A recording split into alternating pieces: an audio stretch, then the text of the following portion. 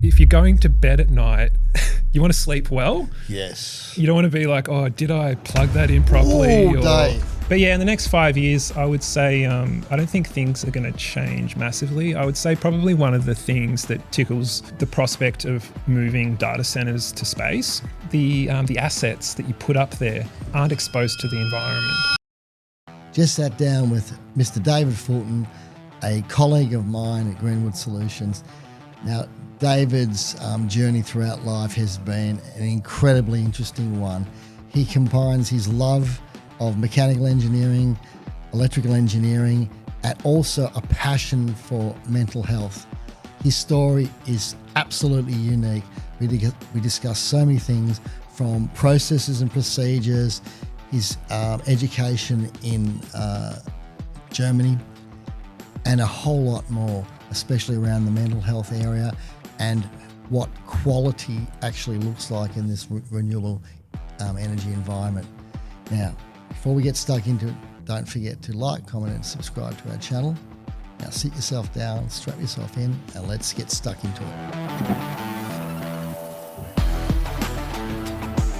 We were talking about that he's just received his certification for the NDIS certification. Yeah. So I'm an approved provider now. Yeah. What does that mean? Yeah. What does it mean is essentially I can send an invoice to the government to help people with a disability, because the NDIS, you're looking at working with highly vulnerable people, and there's all checks and balances. It's quite popular in the media at the moment. But when you're working, especially with the government, obviously they want to vet people quite heavily, and the way that they do that is you've got to get all your paperwork in order, all your processes and procedures, and dot the I's and cross the T's, and then eventually they can give you participants directly, like they can allocate them to you. It might be somebody with a mental illness, in my case, that we'd like to work with, or it could be somebody with a physical disability, anything really, and then once you've delivered the service, you've got to invoice, and that invoice goes directly to what's called the NDIA, which is the National Disability Insurance Agency, which kind of manage the NDIS, which is the scheme. So you were saying that, unlike most people, you did it all yourself. Yeah. Now that's full on, because that must have been a process. Yeah, I was really fortunate actually, because I'd worked through doing ISO 9001 here at Greenwood many years ago. You'd remember that. Yes. I think you actually started that process. Did. Yeah. And then we both put our heads together, I think with the help of a few other people, and got it through the door. That's right. But I think the best thing I learned about that was that, you can do it. It might not be perfect the first time, but it's trial by fire, I think, that works well, Nice. Just get stuck into it. And I'm quite fortunate, I guess, as well, that I've got a background kind of in engineering. So I know, how important processes and documentation and procedures are and things like that, especially when you're dealing with high stake things like electricity. And it's the same for, I guess, vulnerable people as well. So it's really interesting. You mentioned process and procedure, and I'd like to obviously you're an engineer, and it seems to me that engineers, it doesn't matter what discipline they actually study, they all seem to have a similar ilk. And I'll ask this question: When you were young, growing up, did you enjoy understanding how things work, pulling them apart, and all of that kind of stuff, and putting them back together again? Or? Yeah, I've actually heard you ask a few people this question, and I would say I was the most cliche little kid. Right. I think my mum still brings it up to this day. Me as a 1-year-old, like pulling apart the vacuum cleaner, trying to figure out what was going on. Yeah, just even that from the get-go, straight away. Gosh. Yeah, it didn't seem like there was any choice in the matter, especially for her, I guess. So that's definitely a nature thing, isn't it? Like perhaps I would word it as like it's like a genetic thing, probably more from my dad's side of the family, because he was a mechanic his whole life, and then his father was great with his hands and so on and so forth. So it kind of like, it's in the lineage. Yes. Yeah. It hasn't like come out of the blue necessarily. So it's kind of like in line with my family tree. Yeah, I suppose. It's funny with genetics though, because there's always a constraint, which is time, isn't it? Like, if you follow most people's or all people's genetics back, theoretically, we all sort of probably came from a similar line or lines of people. but it's the proximity to how I'll try to re-explain this.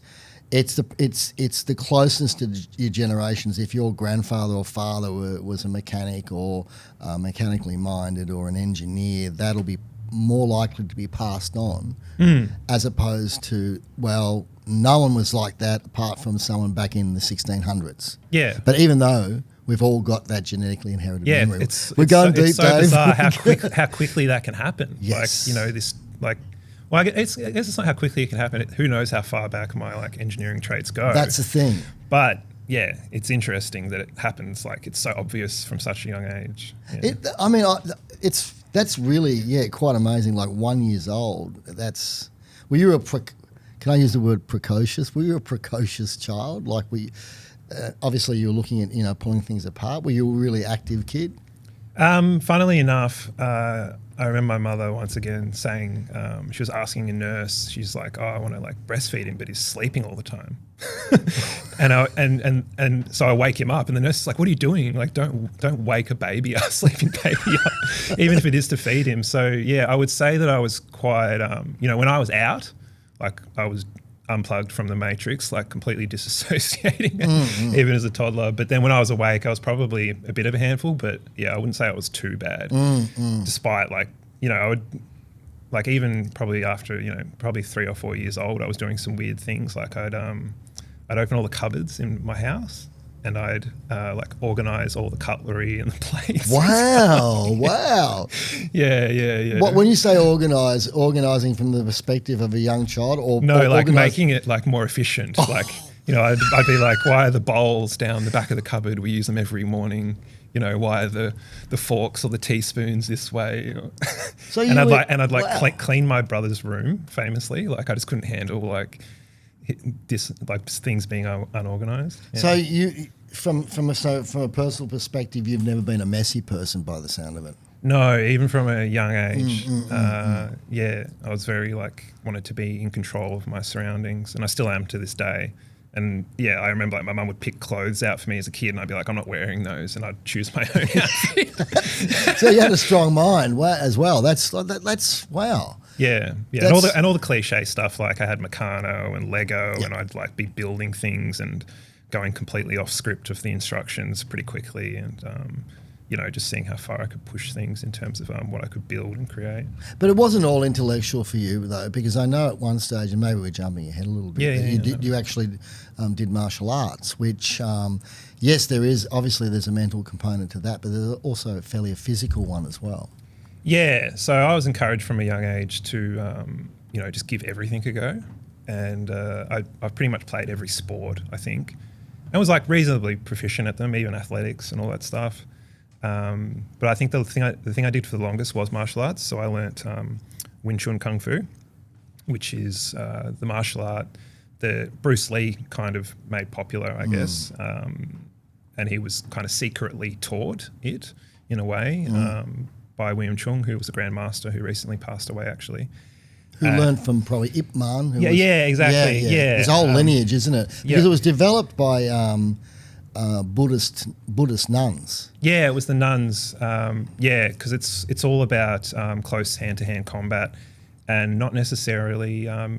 It's pretty focused on technique and thinking outside the box rather than brute force, like boxing or something like that. So when I would go to class, I started when I was 9 or 8 years old, and I did it till I was 16 or 17. Wow. So quite a big chunk of time, pretty consistently. Wow, definitely. Got lots of trophies and stuff like that. And my dad did a good job. He found a school in Mitcham actually, where it was more like a family kind of ritual for everyone that went there. It wasn't just about being able to kick someone's ass. It was also about just helping young people, proper martial arts. Yeah. But I would say it wasn't as disciplined as other schools, but I think that kind of worked in its favor because it was about the culture just as much as it was about learning martial arts. Was there a particular, growing up, was there any particular mentors that stood out, teachers and maybe the martial art instructor who, you looking back, you go, shit, yeah, you didn't say shit, but you said, wow, they really taught me something important that has resonated with the, with my Yeah. I guess I got a weird relationship with mentors in general. But to answer your question, particularly with martial arts, it was more about the way someone carried themselves that I wanted to like absorb by association. So, often it would be the people that were, they would never stress during sparring or in the moment. They wouldn't break a sweat. Wow. They were like very deliberate and almost like it was just like that. It was just a general day for them, like walking. It was that intuitive. Wow. So yeah, I kind of respected that about, a lot of the people that I looked up to that I did martial arts with. Yeah. And also the people that just spent the time with me to teach me as well, because it was, it wasn't just necessarily the instructor teaching you, it was other people in the class, and they'd be like, "Oh, come over here, I'll show you some more stuff, I think you'll like this." And yeah. This is really interesting because it makes sense to me when you say Wing Chun, because there's obviously a lot of martial arts out there, and nowadays MMA and things like that, but Wing Chun has got a lot of intricate movements, there's a lot of details, and it relies on a lot of speed, multiple punches per second.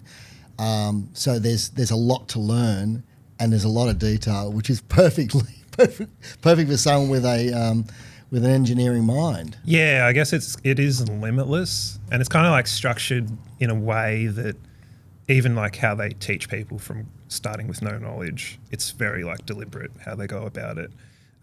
It's almost like that Karate Kid, Mr. Miyagi kind of thing. Like you'd be doing things wondering, how does this all fit together?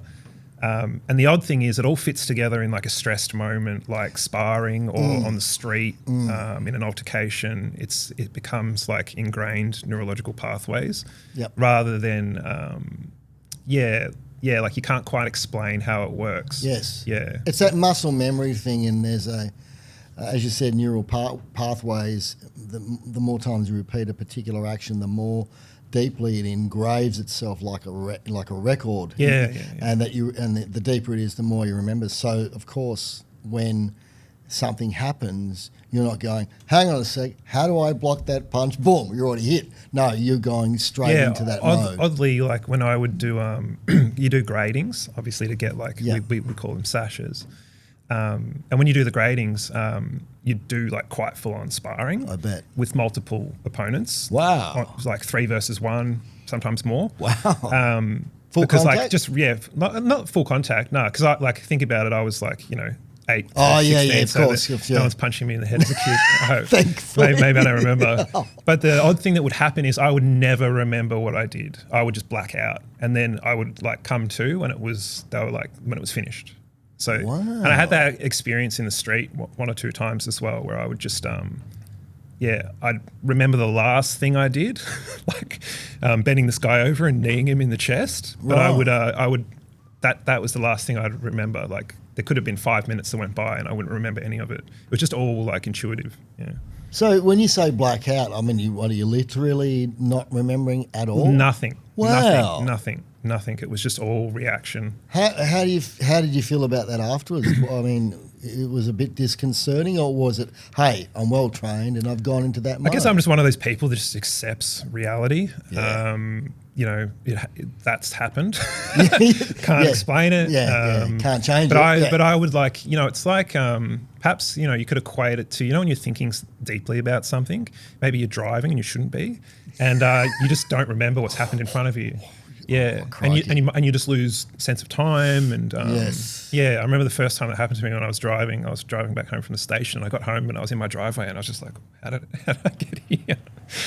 And that's happened many times since, but now I know that like I am paying attention. It's like walking. Yes. You don't remember every step you take. Yeah, and we're not reminding our heart to beat. Yeah, exactly. So it goes to that point of this sort of autonomous sort of automatic kind of situation. That's really interesting though, Dave. Like the car thing. Yeah, I've had that too. Like shit. What happened to the last 5 kilometres? What? Hang on. I'm okay. I haven't had an accident. Now, you what high school did you go to? In Victoria? Yeah, so I was actually born in Perth in WA, but moved over here when I was 8 years old, and went to primary school. And then the high school that I went to was Greenwood Secondary College, just out in the eastern suburbs in Victoria. Yeah. And then straight on to uni, and obviously you probably knew as you said, from an early age, you wanted to be an engineer. Is that? Well, I guess I didn't really know how to articulate it when I was a kid. Like, right. you know, my parents were very good at seeing the attributes in me and my brother that they could encourage. And they really didn't try to like pigeonhole us too much, even though they probably do a bit now. It's like, you know, looking back, the proof's in the pudding, I guess. So yeah, they encouraged me with, you know, like they'd buy me things, or they'd send me to like programs after school to do certain things. Yeah, right. And then, you know, somebody drops the word like engineering or robotics or... Yeah, they're programming you, and then one thing leads to another, you know. Right. Yeah. So you were at Greenwood Secondary College, and then you went onto uni and... Yeah, well, I didn't go to uni, actually. I went a bit unorthodox. I might be the last generation that do a gap year. I'm not sure. You were a smart lad to do that, though. That's... Yeah, I think I was the reason I knew that I needed to do it is because I had started working at the age of like 14, just in like a Chemist Warehouse, essentially, just at a retail store, not doing anything too hectic. But I knew the independence that came along with earning money and the doors that opened. And then it's one thing leads to another, and you're like, oh, I could live at home and think about all the doors that opens, or getting your license, you know, stuff like that. So I was like, I knew I kind of needed to get out there and break the kind of being locked in, put in a box, you know, like when you're a student at high school, like you literally wear a uniform. Yes, you know? you so do. you're kind of like, you're very constrained. So I wanted to kind of break away from that and see where it would take me. And I think one of the best things that I ever got out of that year was actually all the friends that I'm still friends with to the day, you know.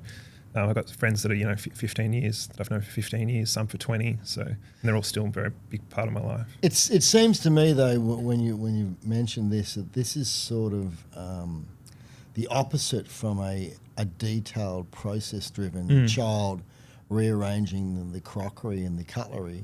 Yeah. And also what I did during that year in terms of like partying and getting out there and exploring the world. Yeah. So you have both sides of to your personality. Well, like I don't want to get stuck into this too early, but like it probably goes well in alignment with like something that I've been diagnosed with, which is bipolar disorder. So most people know like there's two extremes of the spectrum, and I think I hold both of those like within myself. That, you know, I have this incredible like openness at one end, and then this kind of like, you know, depressive side or introspective side at the other end as well. Yeah. But don't we all have a balance of we all have different facets, but it seems like for the engineers that I've met who are super methodical and practical, and they also have the ability to think laterally as well, but they're the most successful people because they do use both sides of their brain. They have that left side, right side synchronization. We're getting heavy, aren't we? Yeah. I get like it's just I think everybody does it to a certain extent, like holds the extremes, and I think that's a healthy thing. Like have that tension within yourself. Yep. And I think people often do at times just completely commit to one. You know, you hear about people that just they'll just move to the country. Yes. You know, or live by the beach and. You know, they just check out. Yeah, no, that's true. Or the opposite, like some people just completely commit to being working for a corporate organisation, and then there's, you know, vast amount of the population that are just in the middle, kind of in this tug of war that, you know, like to go away and, you know, like to work and like to do different things, not to box themselves in too much, I think. Yeah. But you ended up at the end, from a study perspective, you ended up in Germany. Yep. Working for BMW, but actually you would have studied in Germany at one of the universities there.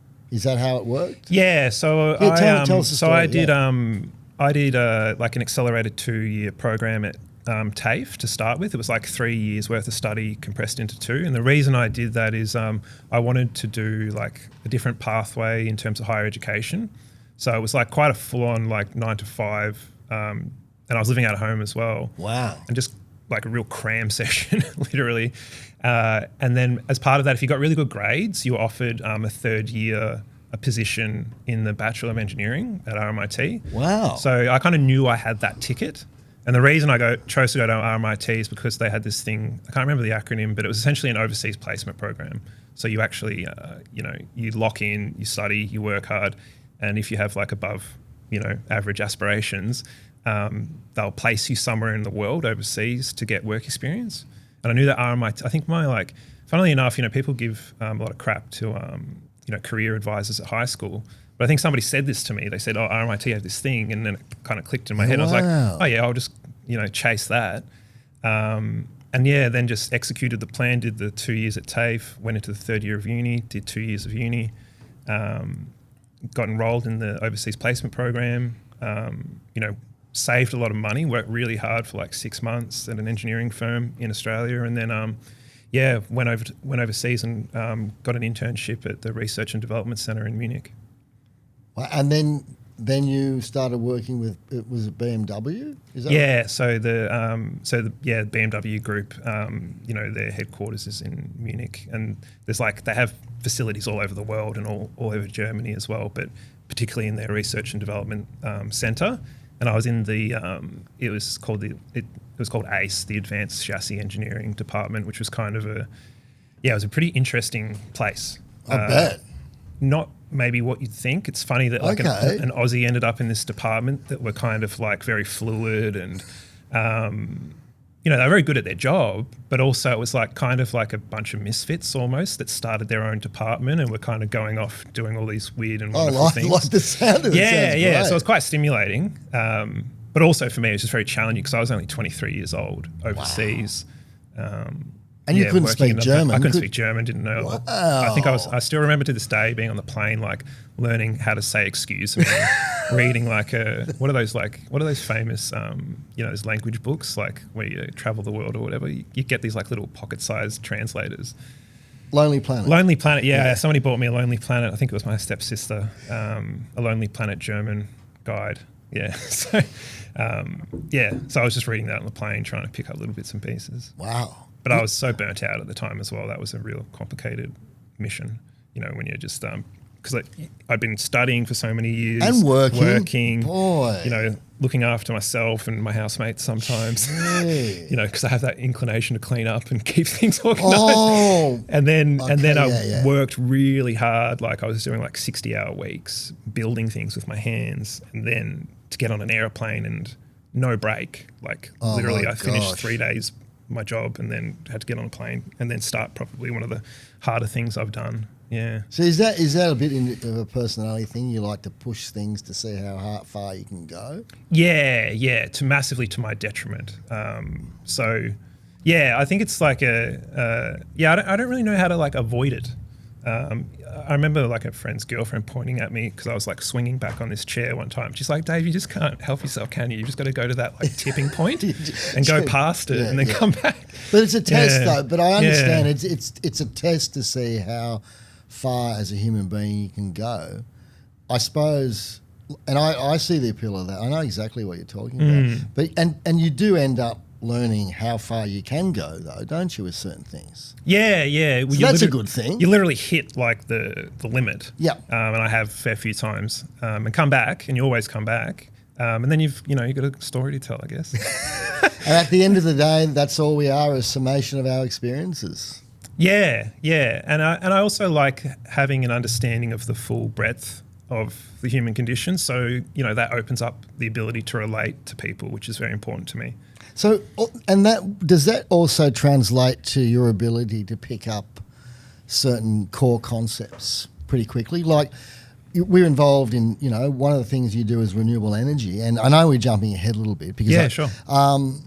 You've been involved in renewable energy for quite a long while, and you're not an electrical engineer, you're an engineer, but you've picked up the electrical concepts very, very quickly.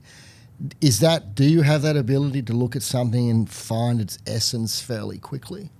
Yeah, I think something that would go along with that is most people I think would look at something they don't understand, and if you do have that that ability to persist, there's it follows a similar trajectory I think for everyone, where you're kind of a bit overwhelmed in the beginning, don't know what you're doing. Yes. And then you keep chipping away at it, you compartmentalize it, you work out one little bit at a time. And then I think if you do that consistently over a long period of time, you gain that ability. It's still the same thing. It's still the same process you got to go through. Yeah. But also all those little bits that you worked out, they're all little bits of other things as well. So if you work out one little bit, you know, you've mapped that in your mind. Later on in the future, you know, that little bit might come in handy, but it might, you don't know that at the time. It's like a story that you build yourself. And I think that's a bit different to somebody telling you how to do something.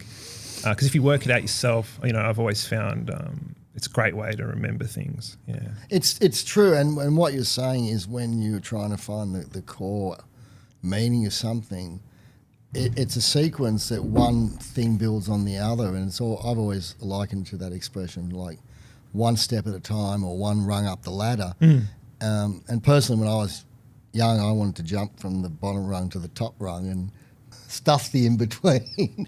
Because the important thing is, again, a bit of a cliche, the journey, not the destination. It's learning those little steps and understanding how they're all related. Yep. Maths is a perfect example of that. Trying to work out a maths problem, no one can just work out the quadratic equation right at the end without going through that process. And it's just... Yeah, maths is an interesting one, I think. Yeah, because I want to talk about maths, because I know your father's a musician. Yep. And it's all maths is... Music is maths and maths is music. And, can you expand a bit on that, the whole, you know, what your view on maths is and its role in this... Well, I think like with like learning math, I would say that's probably like one of the exceptions for me, that it's very hard to like teach yourself that because it's like so abstract. You know, of course, like you can become proficient in mathematics and then you get to a point where you can do what you need to do. But for me, I always found like I really needed like a highly skilled teacher to actually break it down for me. You know, and because I didn't really gravitate towards textbooks as well, because it was, you know, and often, you know, it's no fault of mine, is what you'd learn in the textbook isn't what you needed to know. And it honestly wasn't what they would test you on either. So, you know, you spend all this time like doing exercises in the textbook and then they give you a test and it's completely different. Wow. And it's not just different in the sense that it's like, you know, a different type of problem. It's like, it's completely different. You don't know how to do it. Yeah, wow. Yeah. So yeah, like I wasn't very strong at mathematics, but then I got like a really good teacher in high school, and he made he said something very wise to me. He's like, you know, don't question it. It just works. Someday, if you're really good at it, you might be able to. Wow. And it's like, you know, why do you call a tree a tree? You don't really care. You just call it a tree. It's a tree, yeah. So like, you know, and I remember like speaking those words to people that I would later study with that were really just obsessed about why does this work? You know, you're just not at that level yet. You know, you're not at like a... wow. You're not at a Stephen Hawking level to be able to like explain it. But there's a lot of maths in doing any engineering study. There is a lot of maths. Yeah. You spend like years doing maths. Yeah. Like, you know, that's what you spend doing most of the time at home. But doesn't that, from what I've been told from my son who's doing mechanical engineering, he took a gap year off though after the second year, so he's going back at the start of next year. He's worked like a maniac and all of that. And all the engineers that I know and have come in, it's the maths, that process of maths, it teaches you a process of critically thinking and problem solving. You solve this problem to move to this problem to this problem. And because at the end of the day, a lot of the maths you've learnt during your studies, your engineering studies, isn't specifically used, you know. It seems to be there as a learning tool. Yeah, and I think a lot of people concede that point, that it's about, you know, I'll give you an example. Like most people think that when people study computer science that they're just doing programming.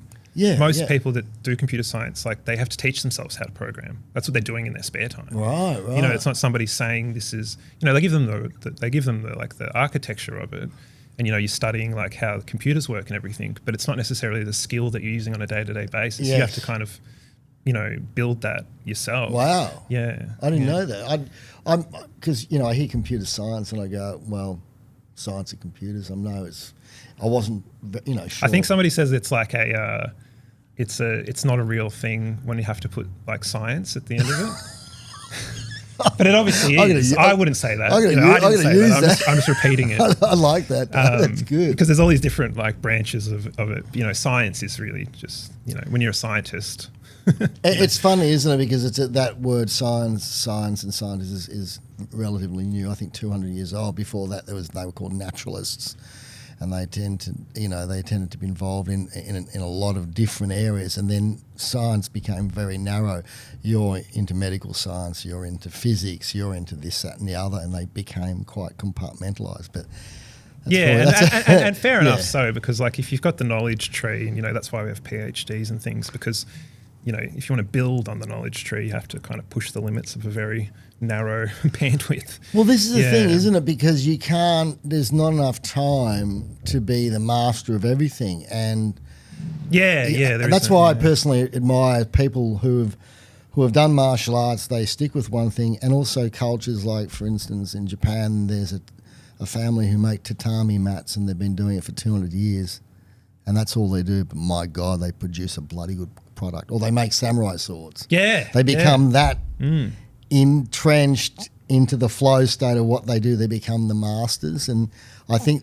I would say I'm the opposite of that. But you know, because you do know quite a few things, but you know them at a pretty high level.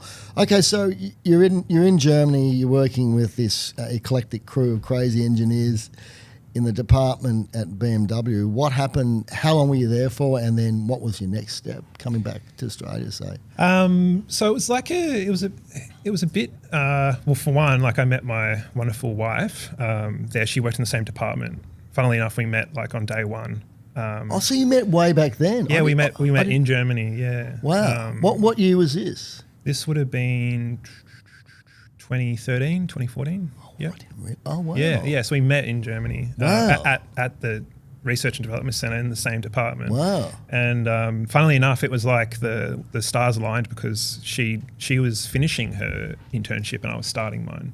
So it just lined up by like a couple of weeks or something, I think it was, or maybe a bit more. Yeah. So met my wife there. But yeah, when I went there, I tried to just like play it cool for a while and just like feel it out. And what I mean by that is like not getting too ahead of myself, which is probably one of my, personality traits. I find that very hard not to do. But eventually I kind of succumbed. And what I started doing was I started emailing people because I had this like amazing BMW, email signature. So I'm like, oh, how can I put this to use? Yeah, that's smart. So I started emailing people like at other departments within the facility. I don't know how I got the courage to do this, but I emailed the head of sustainability at BMW or something like that. And she got back to me. And I sent her all this stuff. I sent her my bachelor's thesis. I printed it all out. And, wow. And I mailed it to her. And she's like, Dave, I got your stuff. I'll put this aside. And she's probably like, who is this guy?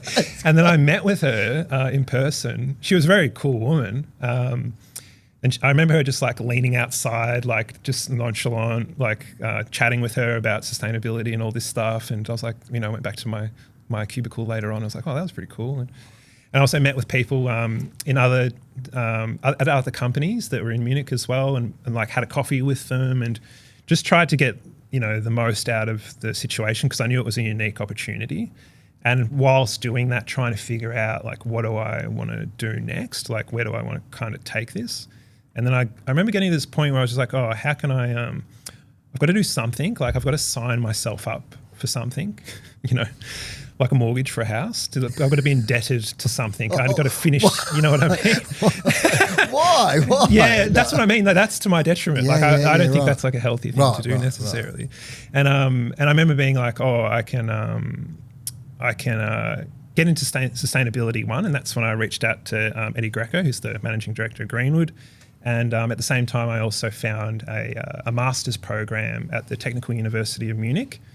That it was for power engineering. That was the degree, and by pulling some strings, I was able to kind of weave it through my degree at RMIT. Very cool. And I remember writing this 10-page document about how the subjects were the same as the ones at RMIT and in Munich, and then kind of like, worked it all out. And one of the reasons I did that is because I would get Centrelink because I was studying an Australian approved course, but overseas. And I needed the money, I didn't have anything. I had like nothing. So I was like, oh, okay, I've got the next stepping stones in place now. And then I went to execute that. I eventually left Germany, came back to Melbourne, was very unwell for like quite a long time. I had to go to hospital, with the diagnosis that I mentioned earlier.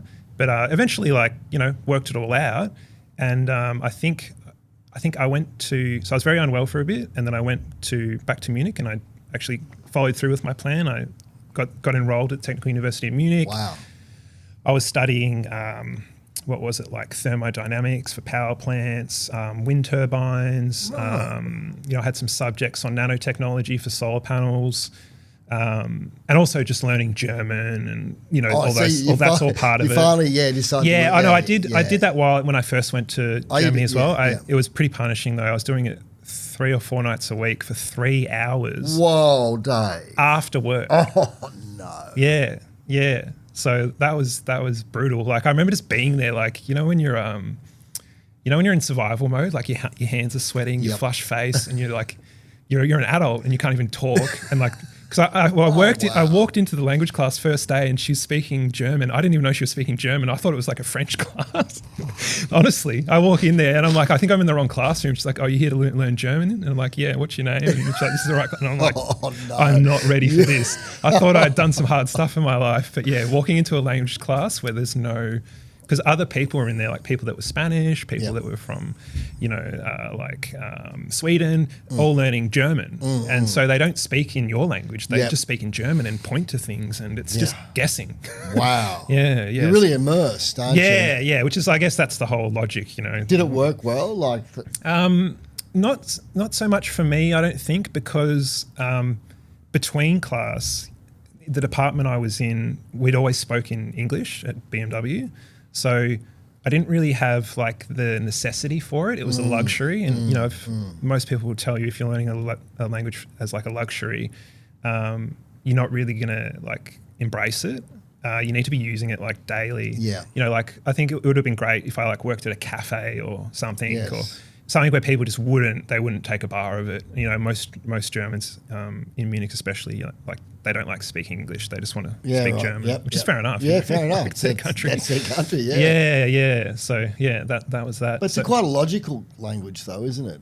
I think that was probably the biggest introduction for me with language in terms of how mechanical language is, because I'd learnt language pretty much by watching TV and movies, and I wasn't really a big reader or anything when I was young, but by I had the gift of the gab from a young age. I kind of lost that along the way, for different reasons, but I'm getting it back now actually, the gift of the gab. But yeah, having that skill, but then when you try to learn another language, all that confidence just goes out the door. It goes. And you're an adult, Yeah. But anyway, I went back to TUM. I was there for, I think I did a semester. What's TUM? TUM's the Technical University of Munich. Sorry. Acronym. Gotcha. Which is one of the top ranking unis in the world, actually. And this surprised people, actually. It's all free. I know that. Yeah. And it's very desirable to go to Germany and study. And as a result, they are very careful about who they allow to come over and study. Well, let me invalidate. No. Well, for good reason, though. I mean, that's the thing. Yeah. And they obviously want to attract people because Germany's got a kind of declining fertility rate. A lot of people immigrate there and they need talent. And, they've got a very good social support system there. Like everything just works. Like the trains that come on the minute. Yep. German precision. Everyone's in there's a line for everything. Yeah. Yes. They don't even they use the most reliable, they only use the most reliable forms of technology. Like you'd be amazed what they still do with paper. All their government centres, the banks, everything's done with paper. Yeah. Well, we may talk about this later on, but I remind people very quickly when they're going about technology and emails. I said people did business super efficiently before computers.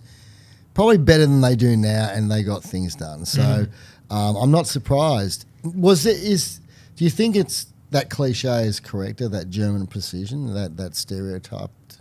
Yeah, and I think it becomes the most obvious when you're trying to make a joke. Because I'm like, I take the piss like a lot, and I'm very sarcastic. And you cannot be sarcastic to a German person. They don't get it. They don't get it. Like I've got plenty of time for like other cultures and things, but I think I realised when I got there how like authentically Australian I was. I remember saying to the program director at RMIT, I'm like, I'm just interested to see what like culture's like.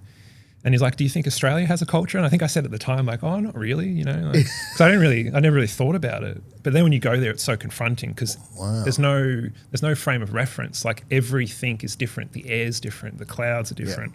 The people are obviously different. Different language. Food tastes different. Milk tastes different. Everything. Water. It's all new and interesting. But yeah, so I went back to TUM, Technical University in Munich, did a semester there. I got quite fed up.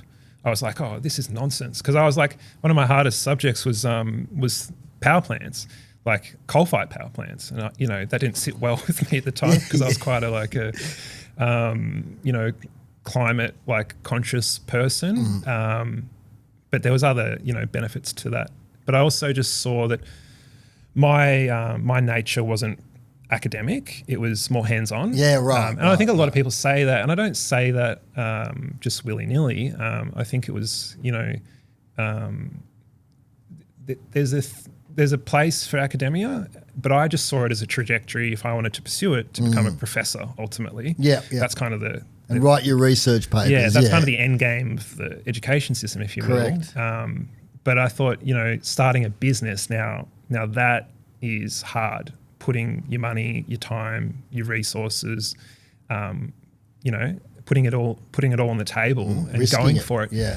And learning by mistakes, and mistakes that are real. You know, it's not and have consequences. Yeah, it's not like writing down something on a paper and crossing it out.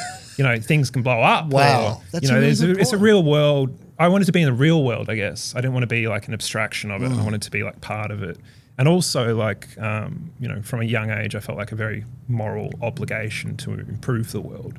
So was that with you from a young age? Yeah, like you're really aware. Super young. Is that a thing of a combination of empathy and I don't know what else? Empathy and there's something else.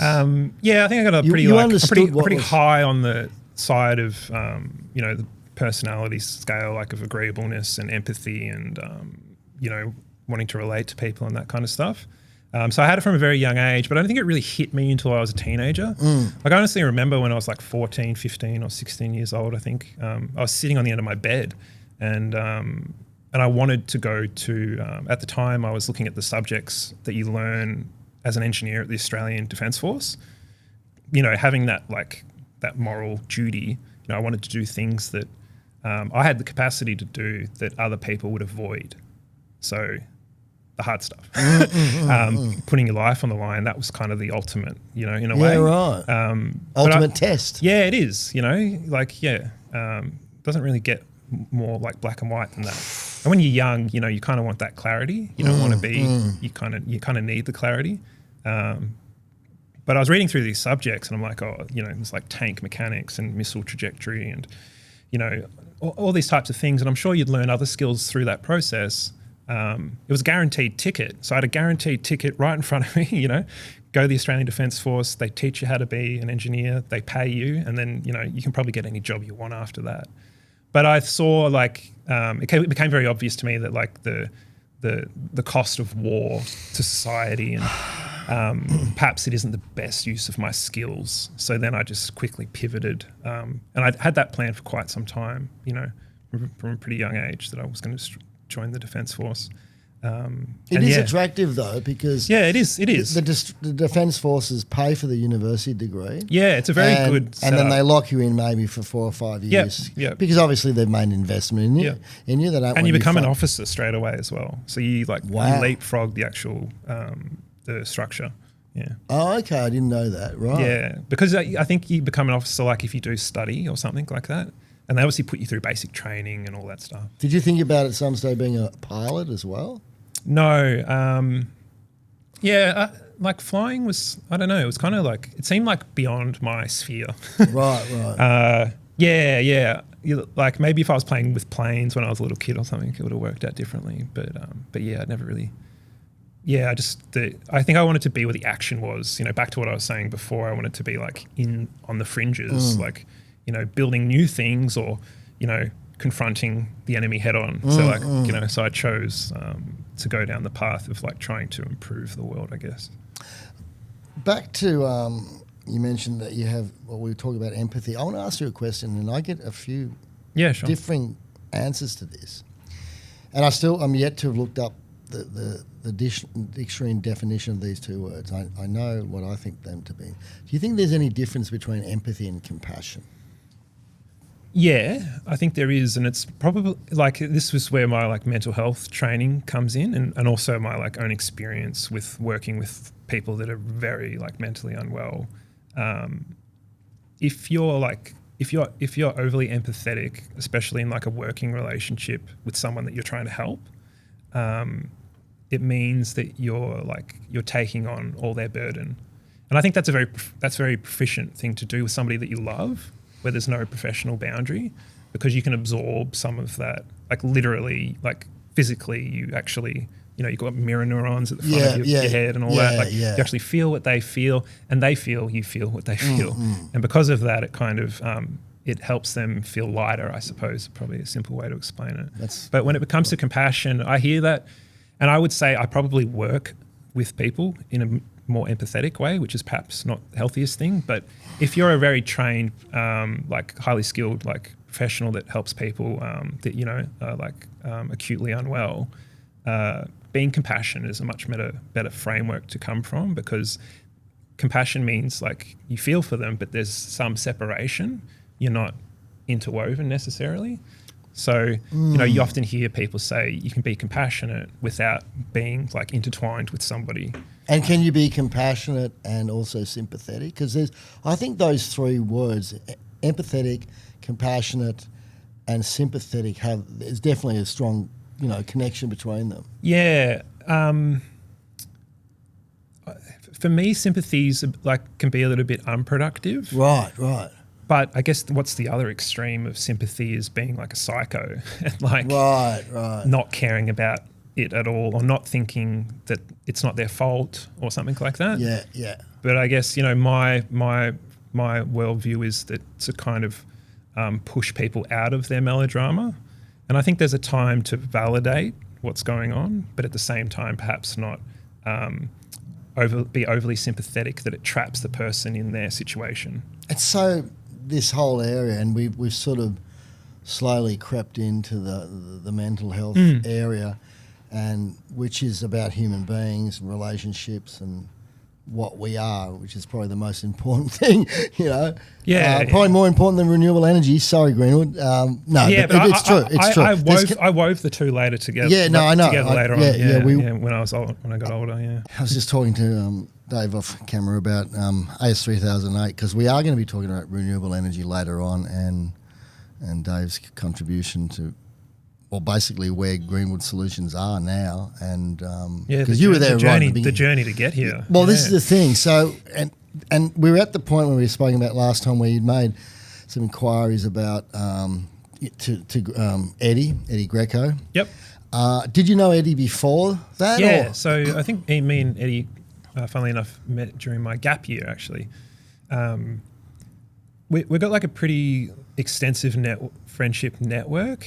And, when you're that age, everyone just kind of turns into one big mob. Yes, that's true. And takes over the city at the same time. So, yeah, it was probably more likely than not that we would bump into each other at that point, if we were ever going to. And I think, we just had similar interests and stuff. We always got along. We didn't actually spend that much time together. I just think it was always effortless, as it is for most people that know Eddie, to get along with him and have a good chat and, just shoot, the stuff. So met when we were 19. And then I remember when I got back from my semester at the Technical University of Munich. I came back to Australia a bit disgruntled with the university system, but at the same time also just wanting to get involved in what I saw as the real world. And I was looking for something to do, and I remember like sending my resume to, I think it was it was called WaterAid, I believe, which was a company that build like wells in Africa and nations that are under stress, I suppose. So, and they rejected me, which was like fair enough. They probably couldn't really pay me anything anyway. But then I remember Eddie just saying to me, "Oh, why don't you just come work for me?" And I was like, "Oh yeah, sure." Like, and I think I just finished, funnily enough, reading the autobiography of Elon Musk. Not autobiography, just a biography of Elon Musk. And I think I remember saying to Eddie, "I just want to like build something," you know. And the simplest version of that is usually a company.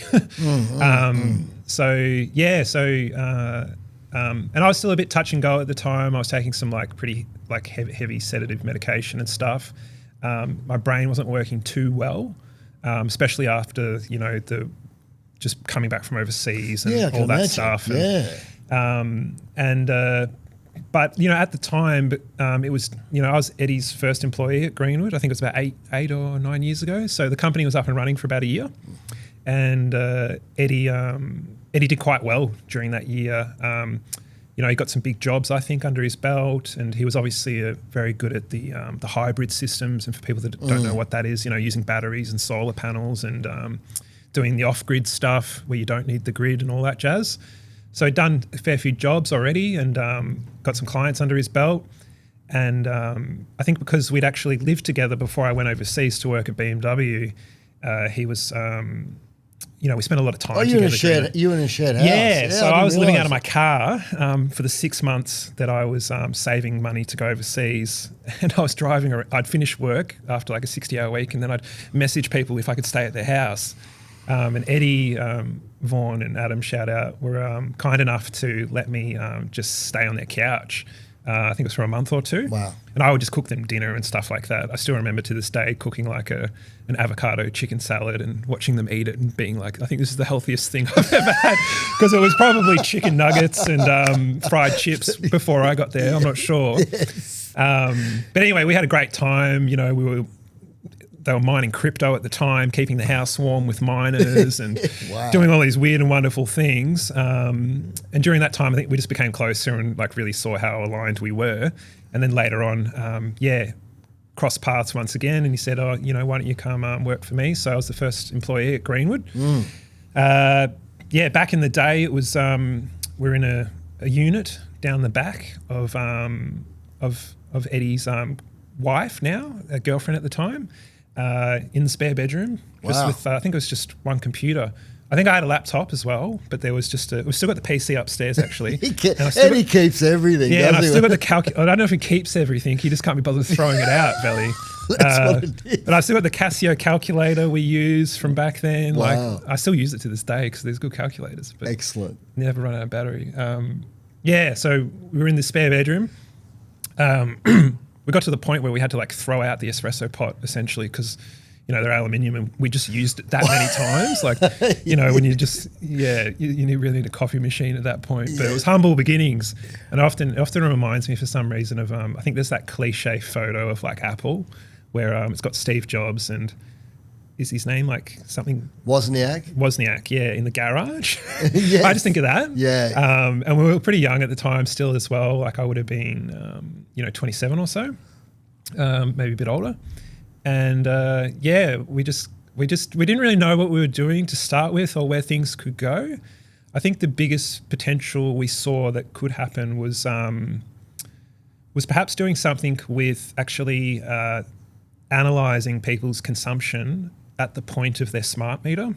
Right. So for people that don't know what that is, you know, there's a meter that measures your electricity consumption at your home.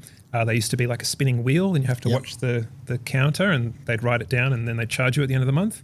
But now they're digital and they come with a little plug on the front where you can put I think it's an optical input or something, where you can download data or upload data.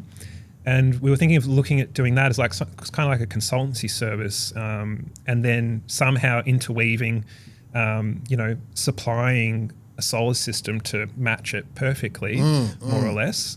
So we're talking about the interval data here? Yeah, interval data. No, well, I guess it's the interval data, what they get at the end of the day, but this is like live pretty much. Wow. So, yeah, because I think they have like a memory that they cache on the smart meters that you can tap into. I could be wrong with that, but I think there's a thing now. I think they actually somebody delivered that idea, like a few of Eddie and my ideas. To be honest, they actually executed it, and I think it was like a current affair special where you can get a thing that plugs in and it looks at like when your kettle goes on, you can see your kettle went on, and you can see when your washing machine went on. So the idea is generally, the more conscious you are about your consumption, the less you use. And that's the first step of any solution to our energy demands. Absolutely. Which is, I'm sure you're all on board with. You know I am, mate. Reduce consumption, that's right. And another idea we had was to use the blockchain, or Bitcoin was the most popular one at the time, as a way to have a ledger for energy transactions. We had some pretty big ideas at the time, and I had some, larger schemes, take a step back perspective as well, that I wanted to be part of building infrastructure.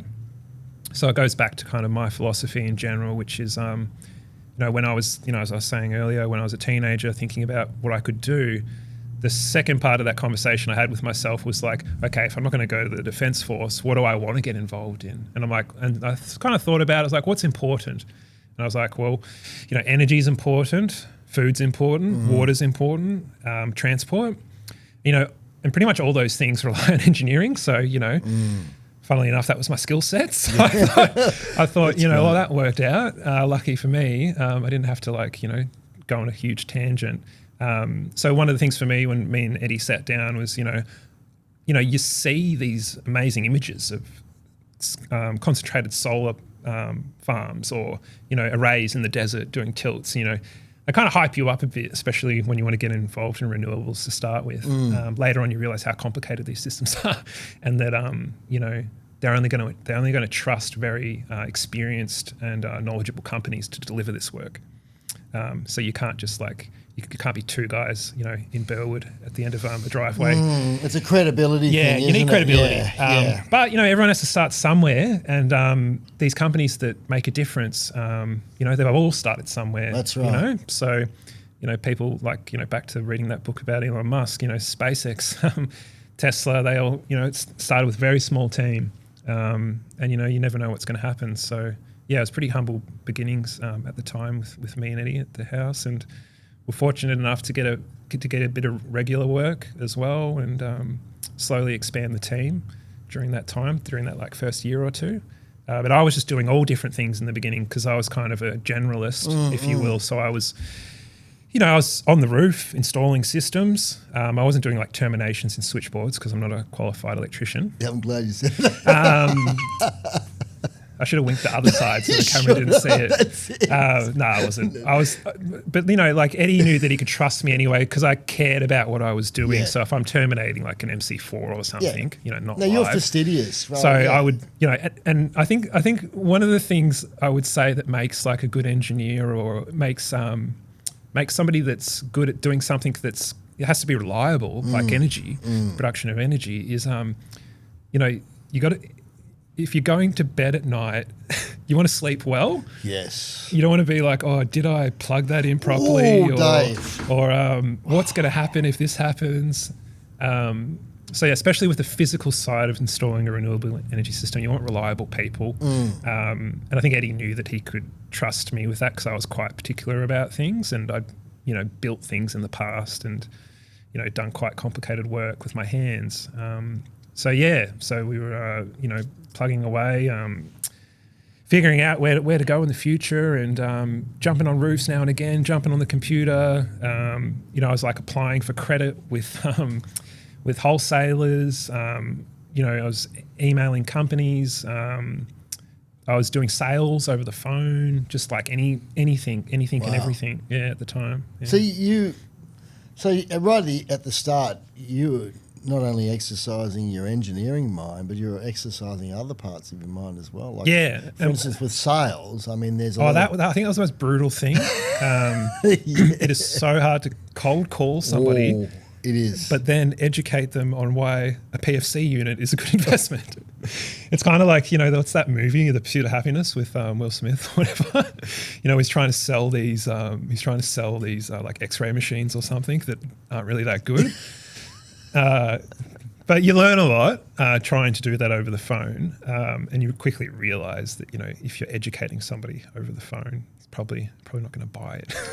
And whose idea was it? Because this happened earlier on with Greenwood. Sure. To offer the grid application service and also the grid safe that we started to make. Yes, because you were. It's a bit hard to draw a solid line in the sand, but I think a few things happened. I guess we started going past 30 kilowatt or 30 kVA.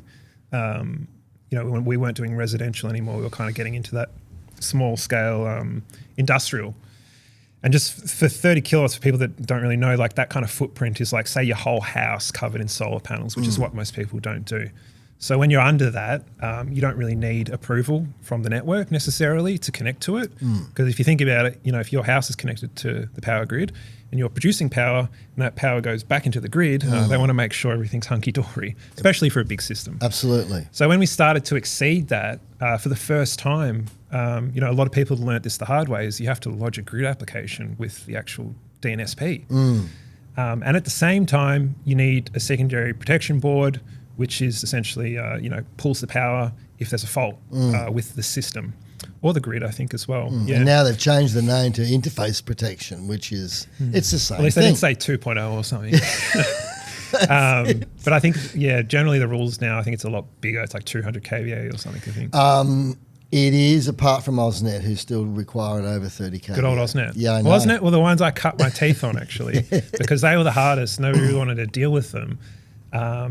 So, for me, I guess, in the business at that time, when we were doing these, bigger systems, is I was going back and forth with AusNet. I think it was like I actually lodged an application with AusNet, not even knowing what voltage rise was. And they're like, "Where are your voltage rise calculations?" And I'm like, "Oh, okay, I have to teach myself that now." And then I learnt that voltage drops the same as voltage rise, just the opposite direction. And I'd often just visualize how it would work. So it's a simple concept like this that might be interesting for some people. Voltage is just pressure. It's a good way to look at it. So it's like the pressure in a pipe. So the more pressure there is, you put a hole in that pipe, the quicker the water flows out, kind of thing. So I would be doing going back and forth with them, trial by fire, literally, because sometimes it's weeks. You might send an email and be like, "Oh, okay, this is the last time." 10 emails back and forth later, and 3 months later, and Eddie's like, "Oh, where's the application going?" Like, I don't know, man. Every time I give them something, they want something else. So I had to figure out how the whole grid application process with one of the hardest distributors, which was AusNet. And there's like 4 others in Victoria as well, each with their own peculiar way of doing things. But it's a necessary thing to do that. You got to, we spend all this money on this big electricity grid. We don't want people just, hijacking it and blowing it up. Hey, can I interrupt for 1 second and talk about some processes here? Yeah, because sure. You mentioned about the volt rise and the same as volt drop mathematically, et cetera, et cetera. Mm-hmm. When you're thinking about these systems, like coming from the transformer all the way to the inverters that you're putting in, are you the kind of person that can visualize like a cable run and stuff like that? Can you see this stuff in your head? Yeah, I would say, I think I've heard you mention this before on the cast, is, some people have that visual and some people have like a very literal, like language-based imagination. Yeah. I can't stop or start something until I've built it from kind of end to end in my mind. Visually. Wow. Yeah. So I can go pretty far with that. And the things that I do today at Greenwood, I'll literally be kind of like an anxious mess until I've worked it out in my head first. It doesn't really matter how complicated it is. Because as I was saying earlier, if you break it down into the smaller pieces, you know, and you address one thing at a time, then you're like, okay, I've got it. Obviously, it doesn't go perfectly, you know, like you imagined. There's lots of little things along the way, Yes. but I guess, yeah, I've always been good at like seeing the end goal and then working out how to get there in my head first, very quickly. Action follows thought. Yeah. But I guess you're also like, there's also a part of you that's behind that as well. You know, maybe talk about that later. Yeah, no, it's like, really you got to observe yourself and be like, okay, this is a waste of time. You know, my mind might want to go down this avenue, but which is going to be unproductive. So you've got to take a step back and be like, okay, we will talk about this later. Bring myself back to it. This is really interesting. Yeah. So you were doing the grid apps first, and all this other stuff as well, and then we decided to offer the interface protection. And at one stage, because I used to remember interrupting you, and after the third interruption, you're looking at going, Bella, you don't realise I'm in the flow state. And I didn't realise you were at the time until later on. Wearing headphones. That's it. And you were doing both grid applications and the grid safe as well at the same time. Yeah, so GridSafe was like a launch platform, I suppose, because it was essential for every system to have that. So, you know, I think some people have spoken about this before, but yeah, we started building these switchboards essentially. And those, you know, coincide with the grid apps because you need both to get your system through. And yeah, so at one point, you know, because I was kind of a generalist, and at Greenwood, something I'd often do in the past was project managing as well. And I'd usually be like the project manager when there was no project manager. So, you know, just fill in the void as you got to do it as small business. Wearing many hats. You know, you've got to kind of be you got to be on the front line and a general at the same time. So, yeah, wow. So it's a real tug of war at times, but it's very good for you. It's like quite a challenge. So, and you want to be challenged, I guess. So I was doing both of them at the same time. Now the discipline I'm talking about with GridSafe is actually, it's kind of like customer relations, it's technical, it's sales, you know, there's a lot going on there. There's a design aspect as well. Yeah, the design and also education because, you know, you'd speak to a lot of people. And I think one of the things most people like talking to me about was, you know, I was technical, but I could have a conversation with somebody on the phone and relate to them very quickly. And I think often people would realize, you know, I wasn't in it for the money. I was there to genuinely help them first and foremost. So I guess, doing them both at the same time, very different disciplines in a way. And the reason I had to do GridSafe at the same time was because Matt Colkin, who kind of pioneered it, he moved on to doing some big projects that Greenwood were delivering and he needed to manage those. So I stepped in, I think it was for like 6 months. And what I did during that time is I systemized it. So I broke it up into smaller chunks, and you know, like you get a phone call, you make an inquiry, you send them the form to fill out, you assess the information, you do a quick design, you send it to the switchboard manufacturer. So there's all these statuses or stages. And you create videos of that. So I created training for it as well. I watched those videos, and they were, because I know how much effort goes into doing something like that, and they were really step by step, and it was there's a lot of effort that went into that. So I think the hardest thing at the time was I did it in like 6 months. So I took over GridSafe, was doing grid apps at the same time, created the training videos, and also trained another staff member to do that job. And then I took a 3-month sabbatical and got a job in mental health. Wow. Funnily enough. Wow. Yeah. So the GridSafe's period of time, but that was probably after like 2 years that I was at Greenwood for that kind of got involved into the grid apps. And then the GridSafe side of things for me, running that side of the business, was a bit further on down the track. You know, it might have been like 3 or 4 years in. Yeah. You've been instrumental also too in Greenwood, and this is really applicable to anyone who's got a business. There's certain software that you need to use, and there's a plethora of software out there. And we use Airtable, and we've gone through a few other things looking at what kind of selection criteria do you use and what kind of process do you use to go, yes, we're going to use this software over another one, because to me it's a massive job to work out what's actually applicable to us. Yeah.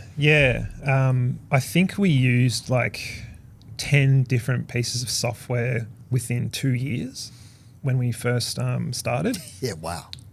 And the whole, we were just trying to inch towards, I think now enterprise software, everybody kind of has an idea about what that is, and there's so many options. You know, there's like Monday, and you know, a lot of them are just glorified checklists. Well, they are. Lists. They're all glorified checklists that are basically a spreadsheet. Let's face it. Yeah, you're right. Yeah.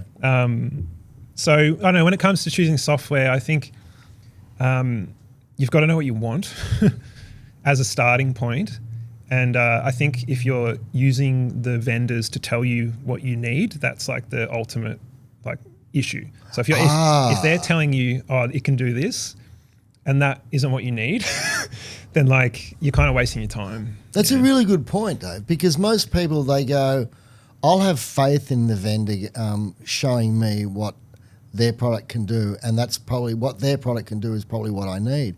But as you said, that's not always the case. Yeah, and it's just sales and marketing, most software, really. Wow. So the origin story of what we needed, the actual practical thing that we needed was a way to get customer information into a database. Right.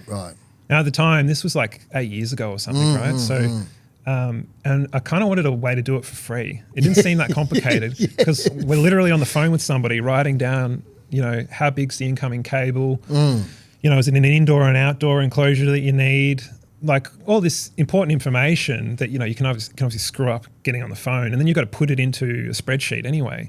So we ended up, like long story short, we ended up choosing Airtable because it came with a function where you could post a form. This is like before Google Forms. Yes.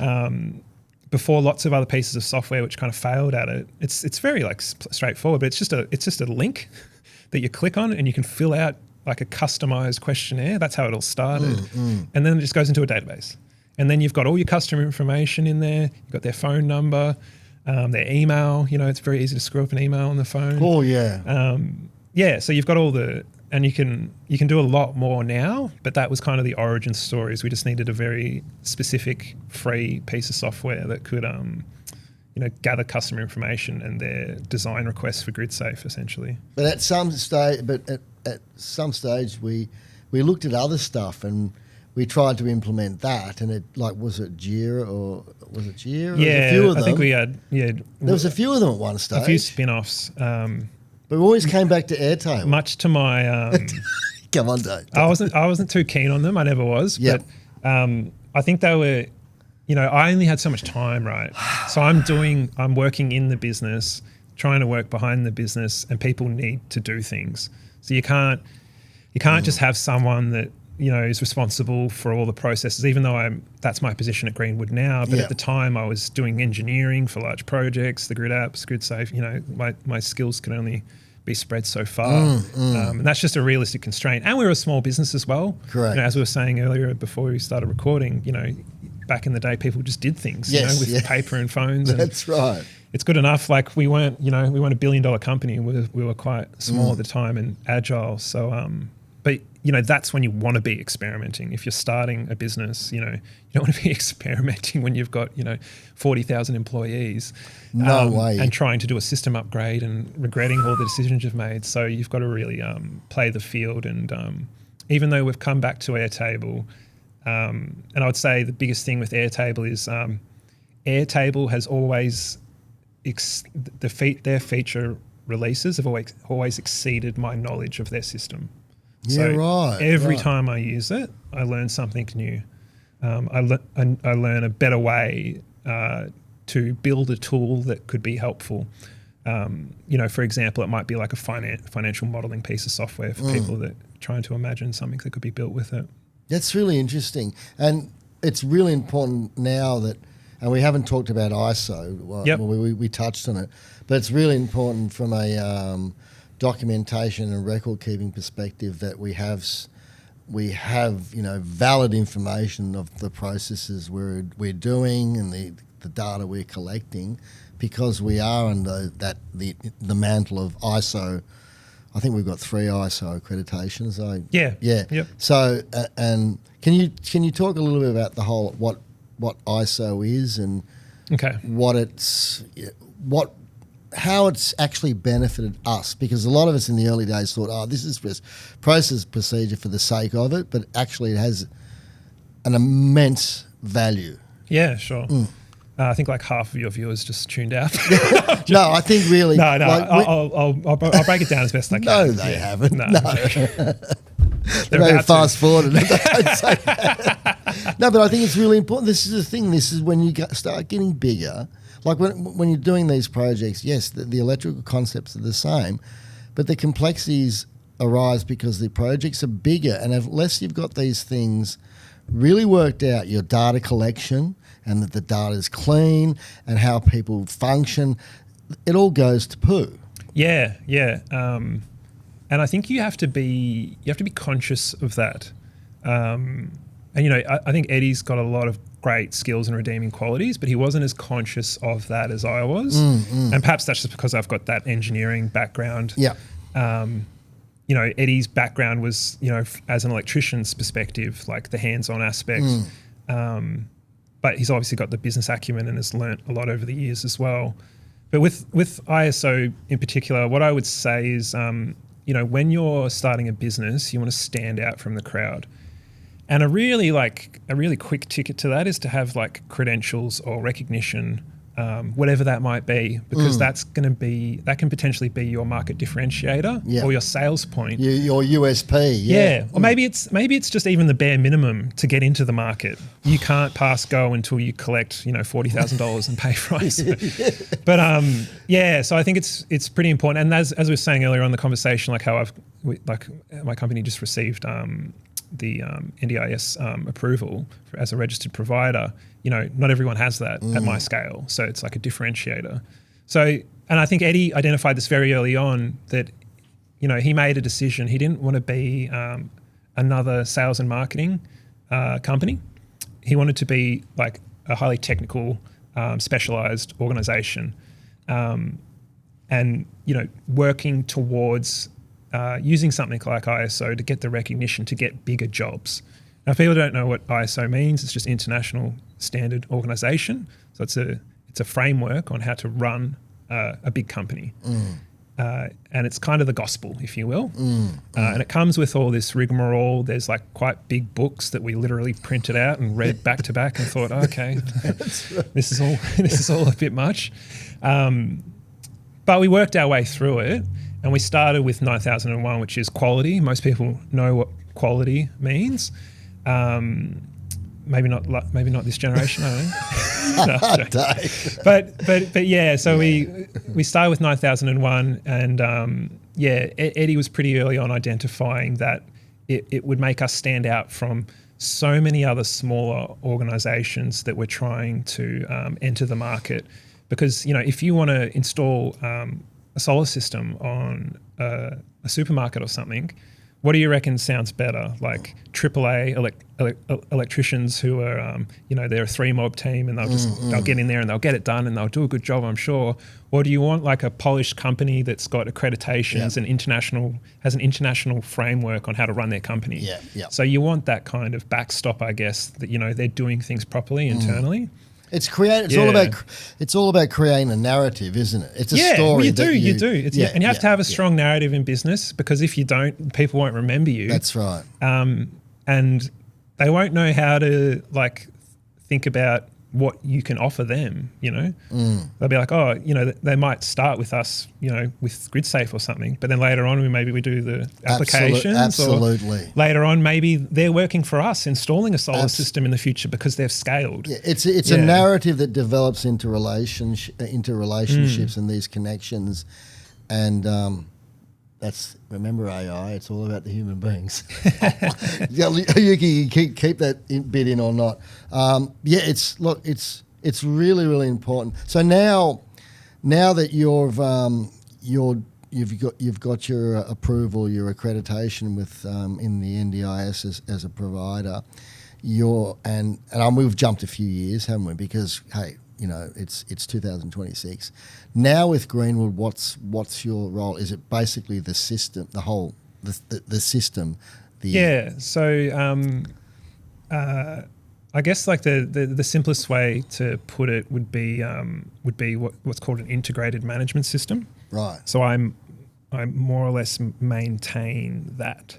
So but what does that mean? What does an integrated management system mean? An integrated management system, or IMS for short, is essentially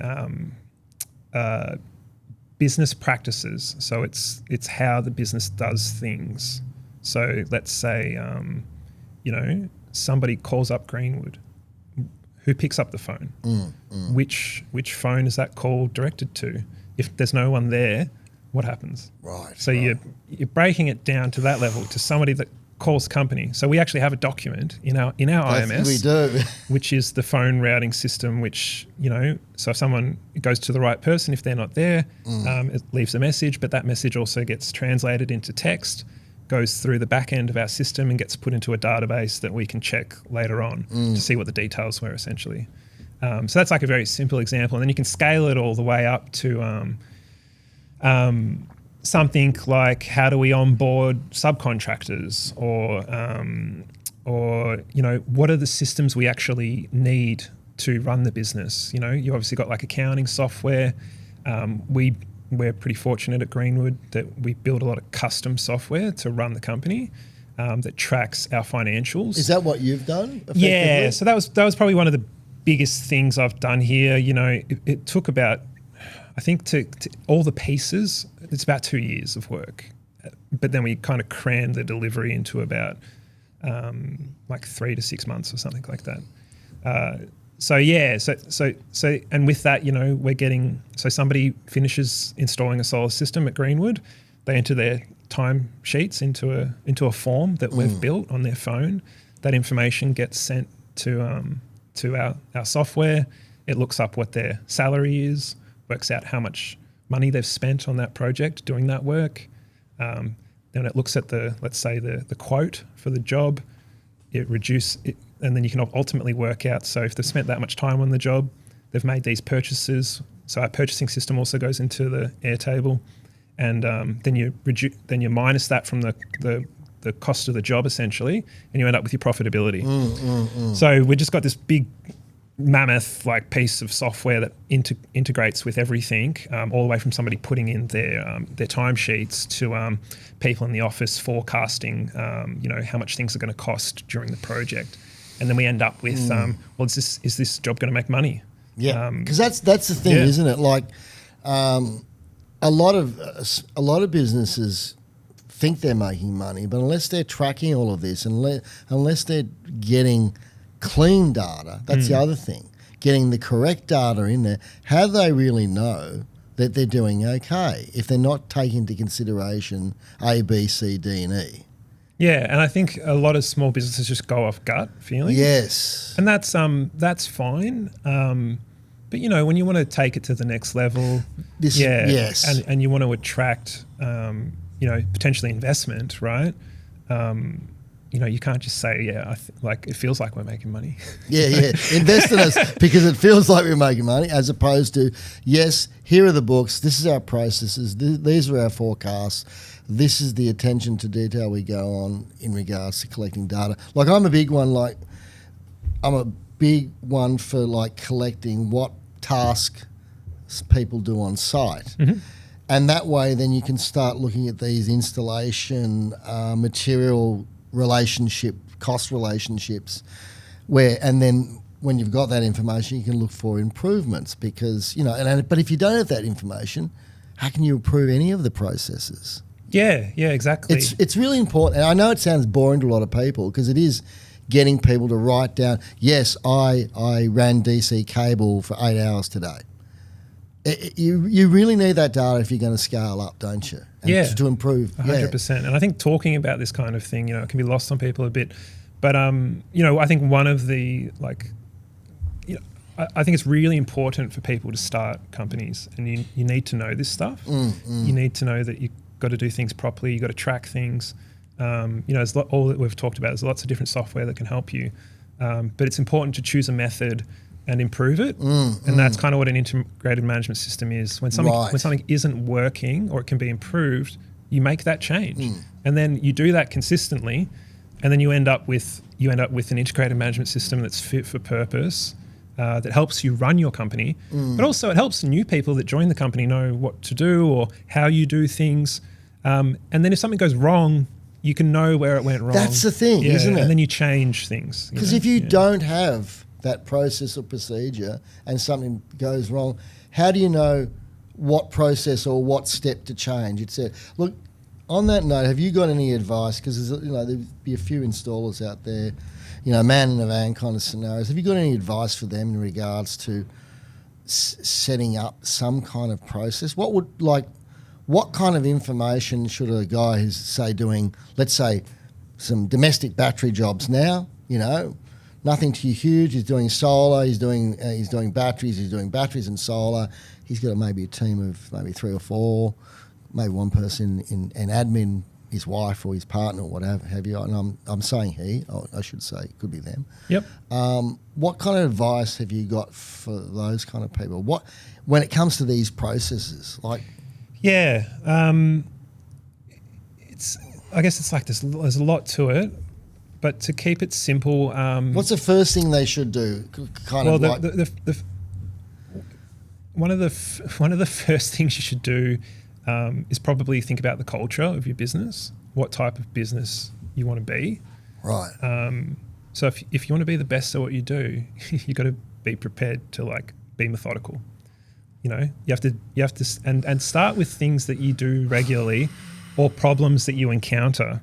Because if you don't know what's working well or what isn't working well, how can you improve your business at the end of the day? And how can you teach people that join your business, what they need to know? And we made this we underestimated this job by a fortune, and then hired somebody else to do quoting, and they don't know that happened. So where do you include those changes? Where do you log them? Where can where do you have them on hand so other people in the business know about it? And I think also just delegating some of that responsibility. Right. So if you're small and you hire somebody and they're doing something new for the first time, get them to write down how they did it. That's what I did with Grid Apps. I made guides. That's right, you did, yeah. Because I did it half for me. It was my job. Yes. But I also thought, well, these, and then later on, that knowledge was, valuable because we taught other companies how to do it, or we did it for them. And then we had a recipe. You want a recipe. You want to boil it down to a recipe. You want a recipe book that you can pass on to someone, and they may follow that recipe to a T, or they may improve on that recipe. Exactly. And I think that's a really good point to interject to formalize things, is when you're doing something new for the first time, or you're training somebody new, get them to ingrain it in a way that they can teach the next person. Yeah, wow. And then you build that up over time. When we hired people at Greenwood, I would often say, you're not going to get, you're going to be busy soon. I can tell you that. So when you start to do things, I want you to document them. And I'd get them to document things that I should have documented. Maybe they did 50% of the documentation they needed to, but it was better than none, and it was better than before they got there. So I have to admit, personally, I've learned a lot from you in regards to that, and also my wife. And I'll say a backstory. Before Greenwood, I worked for another company. I project managed three projects in my head because I thought I was smart enough, but no one's smart enough, right? And I stuffed up quite badly. Okay. Yeah, I stuffed up quite badly. Because you're pretty methodical these days. I'm not naturally methodical as a person. I've trained myself to be out of necessity because I understand if you don't have something written down and then something goes wrong, well, how do you change anything? So it's through. I think I'm the same actually, which is surprising that it's unnatural to be methodical. Well, it sort of is because being logical. It almost isn't intuitive. Well, this is the thing from a brain process. Our brain's effectively quite lazy. They'll always default to the easy way out. So, sometimes maybe I won't add that bit of information. And the minute my brain goes, maybe I won't, I go, hang on, that's when I do add it, right? So I think, you really need to sort of nurture that and train yourself and get into a habit of putting things down. So yeah, and it can start quite small. I think my first confrontation with it was like losing things. You know, like you might lose your keys and you'd be like, okay, I've lost my keys like 5 times this week. Maybe something needs to change. Yeah. You know, and then I'll be like, okay, I'll put my keys in my right pocket and I'll tap it. You know, just the simple stuff. It's like pretty boring to talk about. No, but it's like, really it's a important. good place to start. And I realized that like pretty much in high school. Like I was like, I don't want to be, you know, I'd hate to like, you know, I don't want to be a slob. I want to be like, you know, understand what I'm doing and know where things are. And because if you know where things are, you know, whether they're in your head in little chambers of knowledge or they're literally physical items in your pockets, you can move a lot faster in the world because it's on hand, you know, it's where it needs to be, it's where it should be. And perhaps that's why I was moving things around the cupboard. Do you think by going through those processes and developing them that you actually have not crystal ball gazing capabilities, but maybe, yes, a little bit in regards to looking at a particular industry and going, I think this is how things are going to go based on that methodical approach? You know what I'm talking about? Yeah, I would say like, you know, it's like it's still an ingrained part of me, but there's like a level of arrogance that comes along with that, like in my personality, like that. What do you mean? That like I know to myself what's best. You know, other people can disagree with it, but I've kind of like stuck with that. Does that make sense? That like I would, I don't know how to quite explain it. No, so are you saying that like there's this, you have the, see, because what I'm saying is I can do that, but it's like arrogant to say that. Like that you but can. That's not, that's. Yeah, right, but I don't know everything. Okay. You know? No, but the thing is, like, there's some people who say, oh, that person, you know, they're lucky, they've picked this, they're the perfect timing, this, that, and the other, or they intuitively know what's going to go on. That's why they can predict, say, best systems will suddenly become really important. But in my experience, intuition and the prophetic, let's say, prophetic nature comes from experience and seeing how things all connect and then going, okay, because it connects like that, then maybe this is what's going to happen. And more often than not, if you think like that, things will actually occur like that. And that's what I'm asking. I think, yeah. Yeah. Like, especially with something like AI, for example, you know, with our integrated management system, like we've done all this hard work building these software tools and documenting processes and procedures. And those are the kinds of things that you can hand over to AI to help you scale in a different way. And I would say a different way, perhaps not necessarily always a better way. But yeah, like I've got some strong opinions about AI and where it's useful, and I use it every day in my work.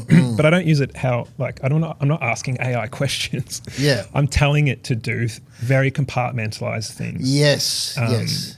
And I'm doing that for speed, really. And I can iterate very quickly with that. So I would just what example can I give you? Yeah, I'd love to hear.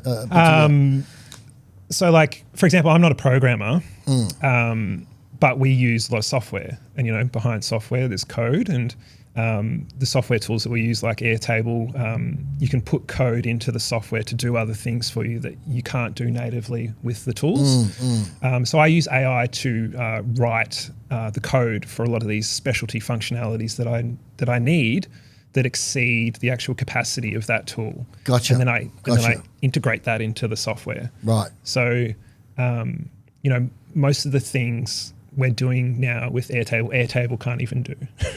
Okay. Like it could be a visual thing even. Like I made a table the other day that does something that the software can't do. It arranges data in a certain way to visualize where you are in terms of a very large rollout of work. And it gives you an overview, and it's linked to the actual data points in the system, but you can't do that with Airtable currently. So I sit down with AI, say, hello, my friend, or slave, I should say, and I tell it what I need, but then I have to think about how can I get it to do it in a way, because I don't want it to take longer. right? I don't want it to take longer than and it would for me to do it. It can so take longer. You got to strategically feed it information. Yes. And break it down in a way so the bigger picture makes sense, and then you can dump it, see if it works, and then iterate accordingly. And you can only do that if you've got an innate understanding of your ecosystem that you're working in. That, you know, for instance, the integrated management system, the Airtable, it's doing this and it has this capability, but I need it to do this, and that means I need to connect this and this and this. Yeah. If you don't see that in your head, you can't. And you need to be like, this is something I'm very big on, and I record my own videos for this purpose, is to be an effective communicator. Because if you're not, one, you're also telling yourself that story, so you're not making sense to yourself.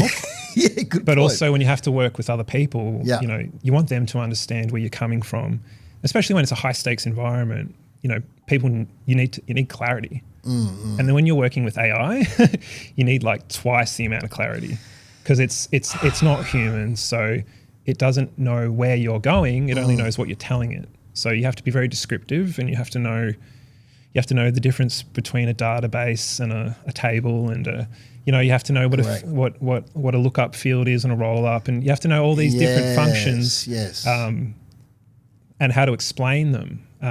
At this point, right? At this point. So, people can say to AI, this is what I want you to do, and it can do it, but it might create something that looks good at first glance, but it's not a systematic tool that when you actually use it on a day-to-day basis, it won't be doing what you want it to do, because you haven't told it what you want it to do. It's just had a best guess. So that's quite different to what I do. I use it kind of like as a staff member, junior role that I spoon feed information to, that's done all the hard computer science years. Gotcha. And then gives me what I need so I can put it into the bigger landscape of work that I'm working on. That's a really effective way of using it. I mean, obviously, any business out there, if they're not using AI in some way, shape, or form, they're probably at a disadvantage. How do you see AI in this whole renewable energy sector thing? The way now we've got the ability to generate energy via the sun or the wind or microhydro.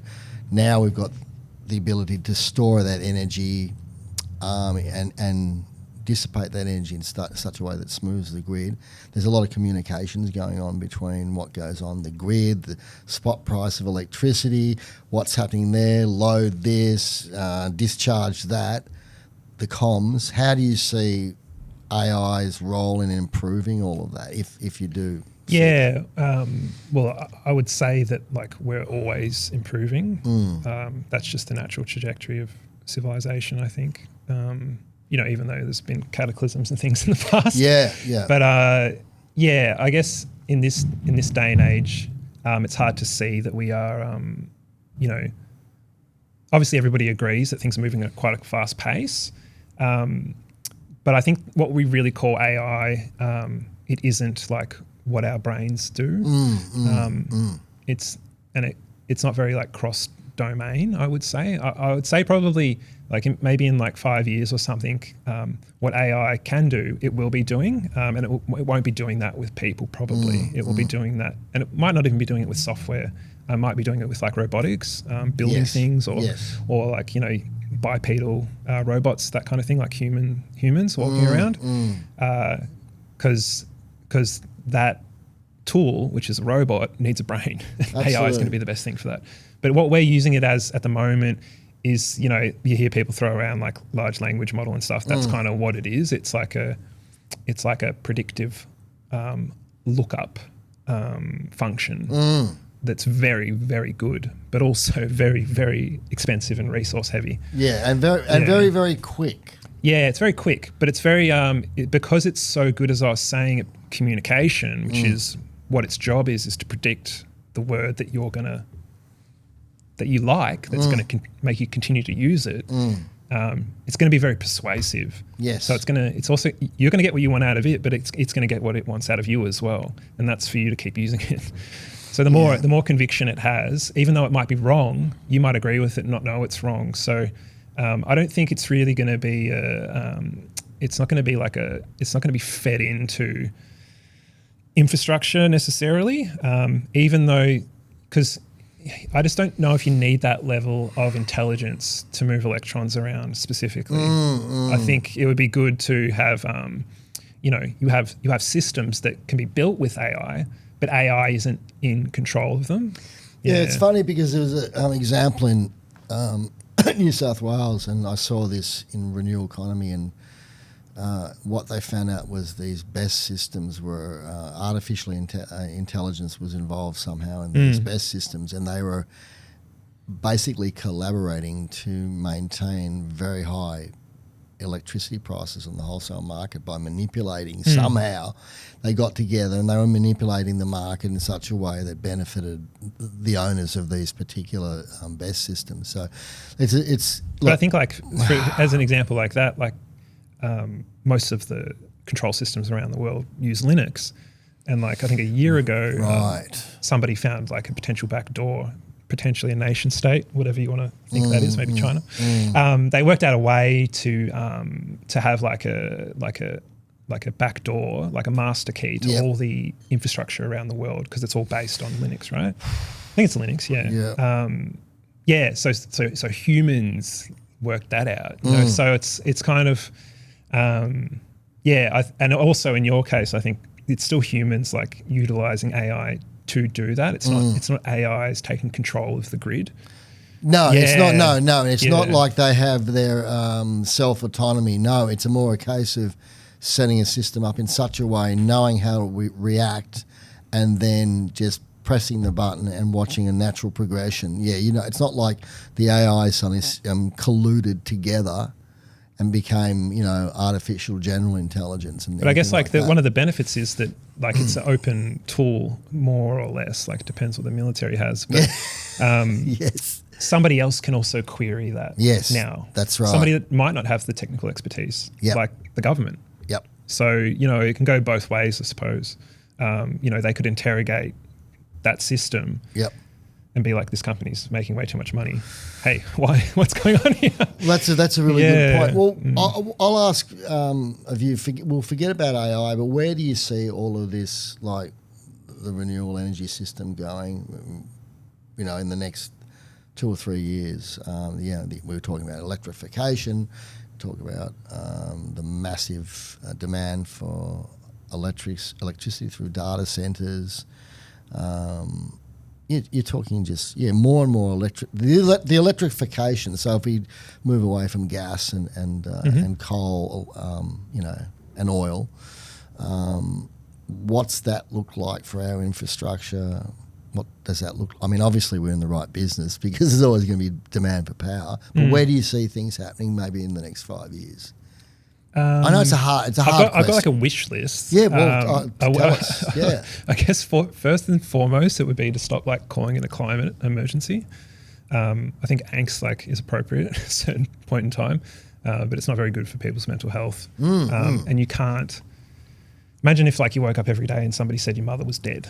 It's just draining on the psyche, and also that it puts barriers in between people's autonomy. And also it's just it's not really a positive message.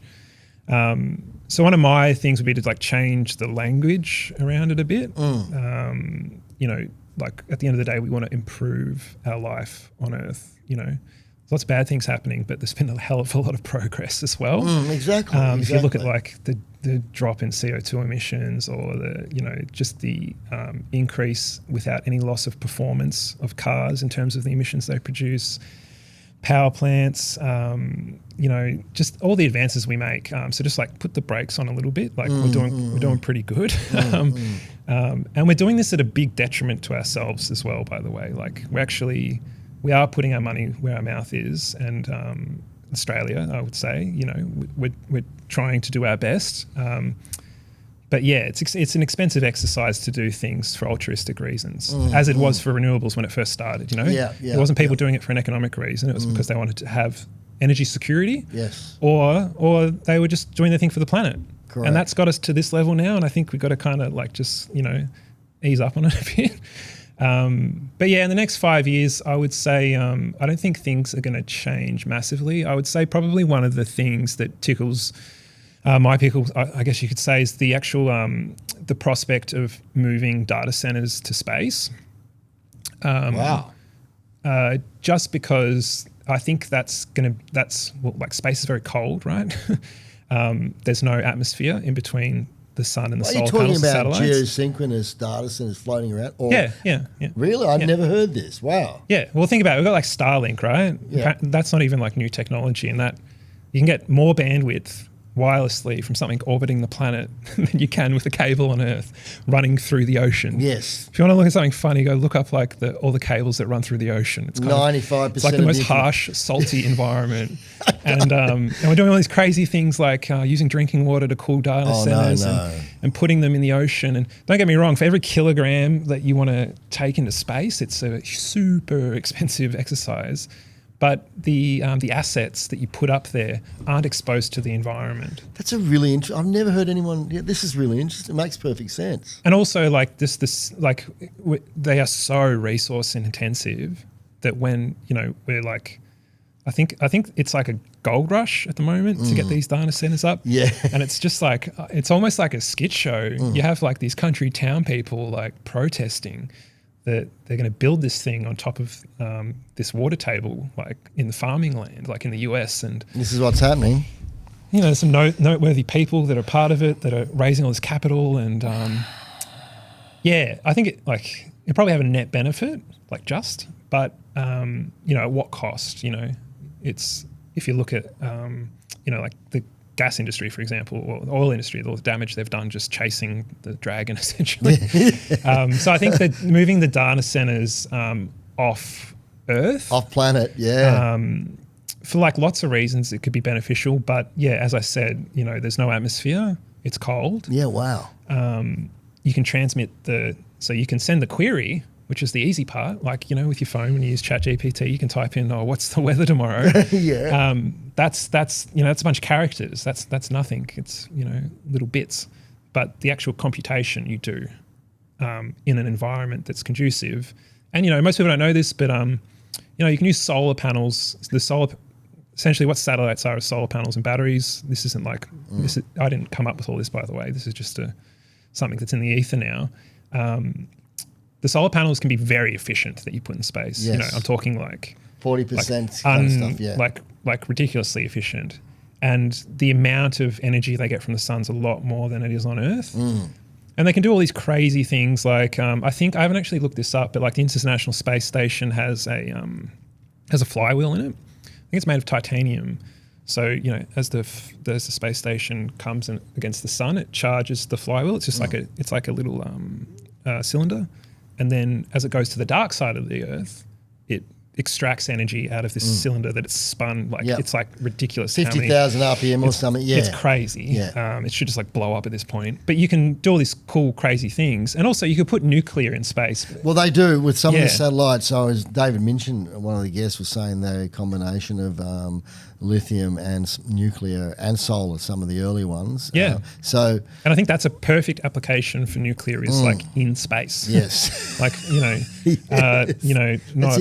not melting down into the water table. And that's kind of as I said, the biggest gold rush going on at the moment, I think, is the sequestering of the rare earth minerals to build microchips and build data centers to power AI, which is we're really the way I would look at it is we're kind of like we're running AI. Humans are. I don't think it'll be running us. It's kind of going to use us to get what it needs to function. I think it will benefit us greatly. It's just like, how can we do that in a way that doesn't undo all the work of the environmentalists over the past 50, 100 years? I think we'll start. Yeah, look, it's interesting because there's been cases in the States where the data center businesses have gone and tried through Congress to be exempt from environmental laws. It was only recently that one congressman stood up and went, "Nah, sorry, you're like any other business, you're not exempt," and they've tried to circumvent that. And they just say, like, normally the scapegoat is if we don't do it. China will. Or, yeah, all of that, all that bullshit, all that stuff, and there's also been cases where communities have said no to a data center and certain councils, etc., and they've been sued. But we won't go there. It's a really nuanced area. But I also think in terms of like tangible things, the AI satellites in space, like it's pretty, like I think it will happen, to be honest, but it's, that's not really like a thing that most people can get involved in straight away, especially like out of uni or that are looking to get into the industry or stuff like that. So like to all those people, I would say just, I think a really good thing I would like to see in the next 5 years is people just getting into making businesses in the industries of infrastructure or technology, just because the innovation is just stagnating a little bit, I think. Yeah, that's an interesting... in the real world. Yeah, like in software, the sky's the limit because there's no repercussions. Yeah, well, that's the thing. But, since... and I think that all the things you learn making a business, because it's real, and I'm not talking about like a not-for-profit, it's like real feedback, If nobody wants what you're selling, your business is going to die. So it's a real good indication, like the free market is, to kind of let you know where you stand with your ideas, and also like what the world sees as valuable at the time. Let's change tact. Well, I won't say change tact because it's all the interdependence of all things. Sure. Let's talk mental health and like obviously hierarchy of needs. It's air, water, food. Mental health, shelter, that's debatable, those two, but it's how we feel as human beings is incredibly important. And I know you've spent, you're a approved provider now. You wrote a book on your experiences. How do you see, how are people feeling now, right, in your experience, right now with the way the world is? Because there is a lot of stuff going on that is negative. But there's also a lot of positive things going on as well. So, yeah. I'm sorry, I really haven't asked a question there, more of a statement, but I'll just leave it at that and please. Yeah, sure. Because there's so much going on. I think one of the things that's a really helpful rule in general is what are you telling yourself?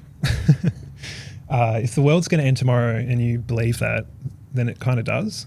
So this is the whole action follows thought scenario, isn't it? Yeah, but you're creating your reality. You also have to be very, very aware that you are not your thoughts. And that's kind of something that I had learned the hard way when I was quite young as well, like a teenager.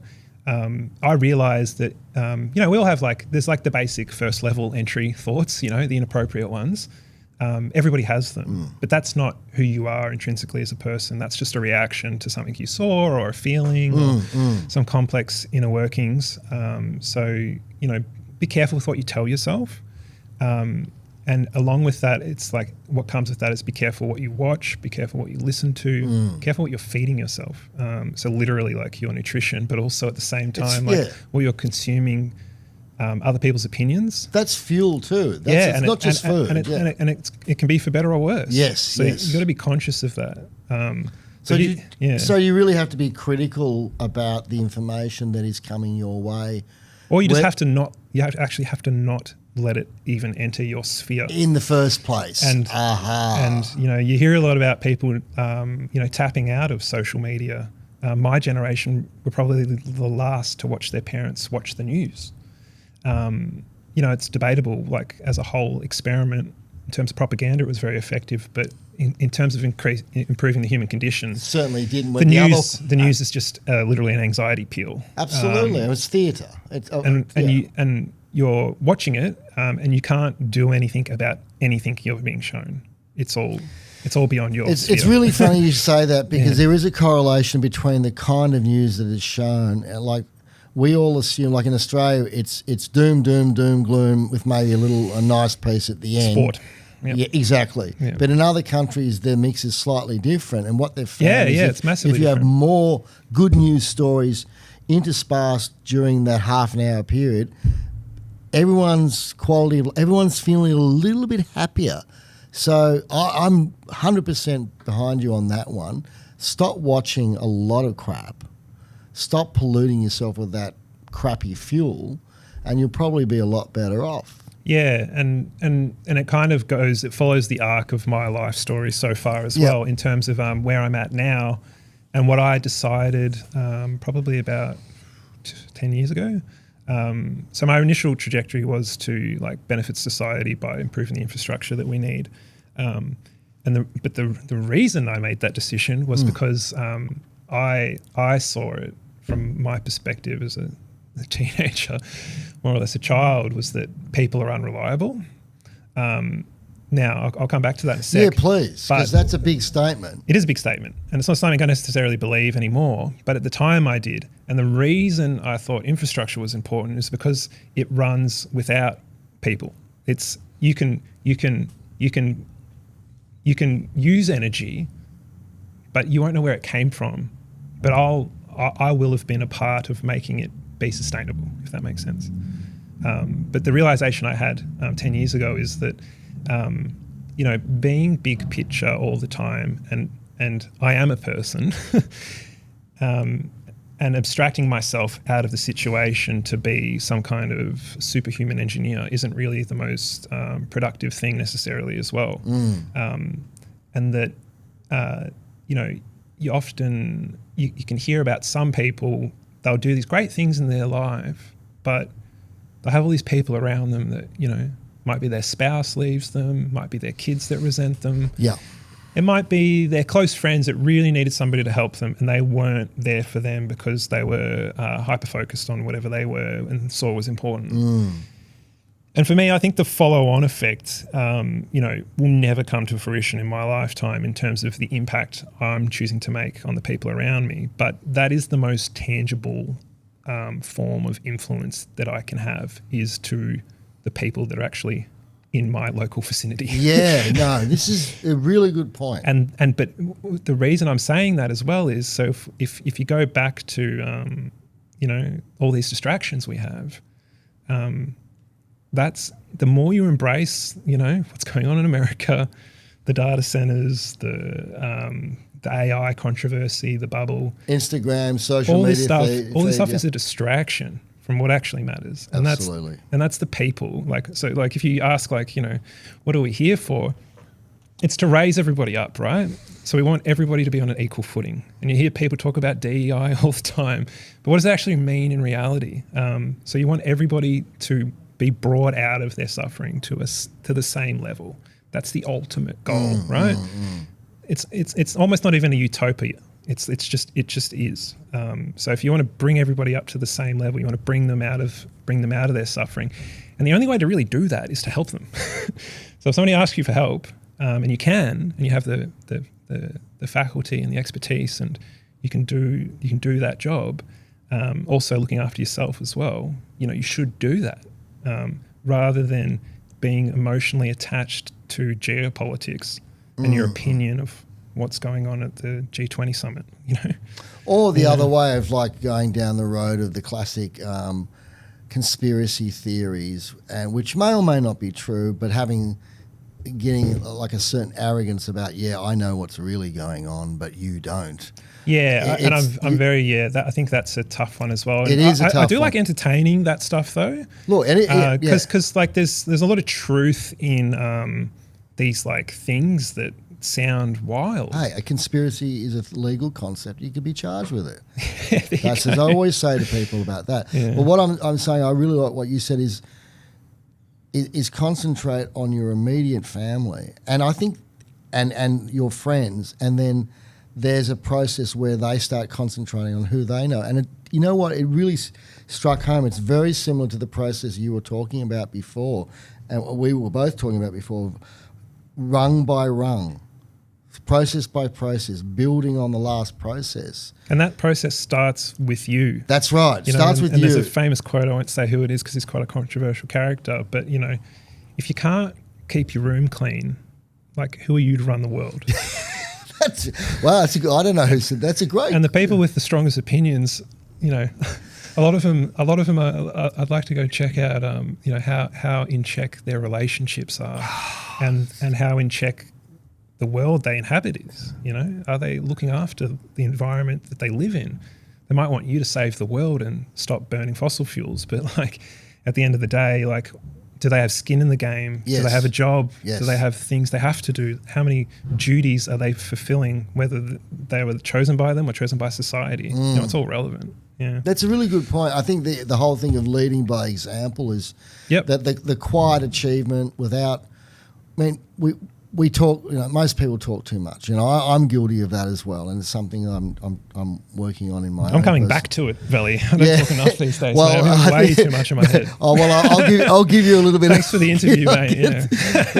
It is. Yeah. I think it's really important because what you say goes out there. It goes out into the world, and you can't take it back. So I'm dead against the whole sticks and stones may break your bones, but words will never hurt you. Well, words can hurt tremendously. Words that you hear from other people, words that the written word, words from social media, the words that you say that you put out there. Yeah, it's really important. I think a lot of that comes about as well is because people value truth. Yes. But I've had this this dilemma with truth for like a long time, and I think what most people think's truth, like, it's their perspective. Absolutely. And often, like, their perspective is a reaction. So it's like, it's not actually a calculated thought through truth they're telling. They're just saying, like, stop being an idiot. You know, is that the right reaction to somebody that's like made a mistake? You know, like, what's the better way to deal with that? And in order to do that, you have to, like, take a step back and think about, like, what's the right thing to do in this situation. Well, that's being see, it's interesting. When we talk about a reaction is reactive. So really, we should always be striving to be proactive. Yeah. In other words, spending that microsecond or two longer to go, hey, if I say that may hurt someone. And it's being intentional. You know, yes, it's a choice what comes out of your mouth, despite what some people might tell you, and also what comes out of your mouth isn't you. Often, I find the things that are important to me and the way I would word it comes back to me from the person that's talking to me. It's not actually me saying those words; it's their perspective on, like, my refrain to, like, not just be emotional. Wow. Yeah, it's quite bizarre. That's just how I've seen it work. And I guess that's like the law of the universe in a way that, you know, if you're getting that feedback, that higher calling, you're getting validated in a way by others because they're coming to the conclusion that you're trying to make within yourself themselves. You know, you're not telling them the answer; they're coming up with it themselves. I've always thought that process was like, for instance, if you have an interesting conversation and you gain some insights. Or you read a book and you gain some insights. Those insights have always been there. The book that you've read and the conversation you've had has allowed you to remember what is deep inside all of us. Yeah, and I think if people want to pursue that, you know, just look how, like, time works, and that, like they say time, it doesn't actually exist. Like, everything's already happened. It's just we're conscious of this pathway through what's happening. Oh, you know something? I reckon we'll end it right there because I'm thinking that's going to be the subject of the next time I get you in on the podcast, Dave. Yeah. Thanks so much. Thanks for having me. This was a blast. I've never done this before. So. It was fantastic, and hopefully maybe in a few months, maybe, you know, at the end of the year, but we'll come back and do a part 2. Sure. Because we've touched the surface of a few subjects. Yep. I want to go a little bit deeper, and but yeah, you got me thinking about a lot of stuff actually, Dave, which is always a good thing. Thanks, man. Cheers. Thanks for the opportunity.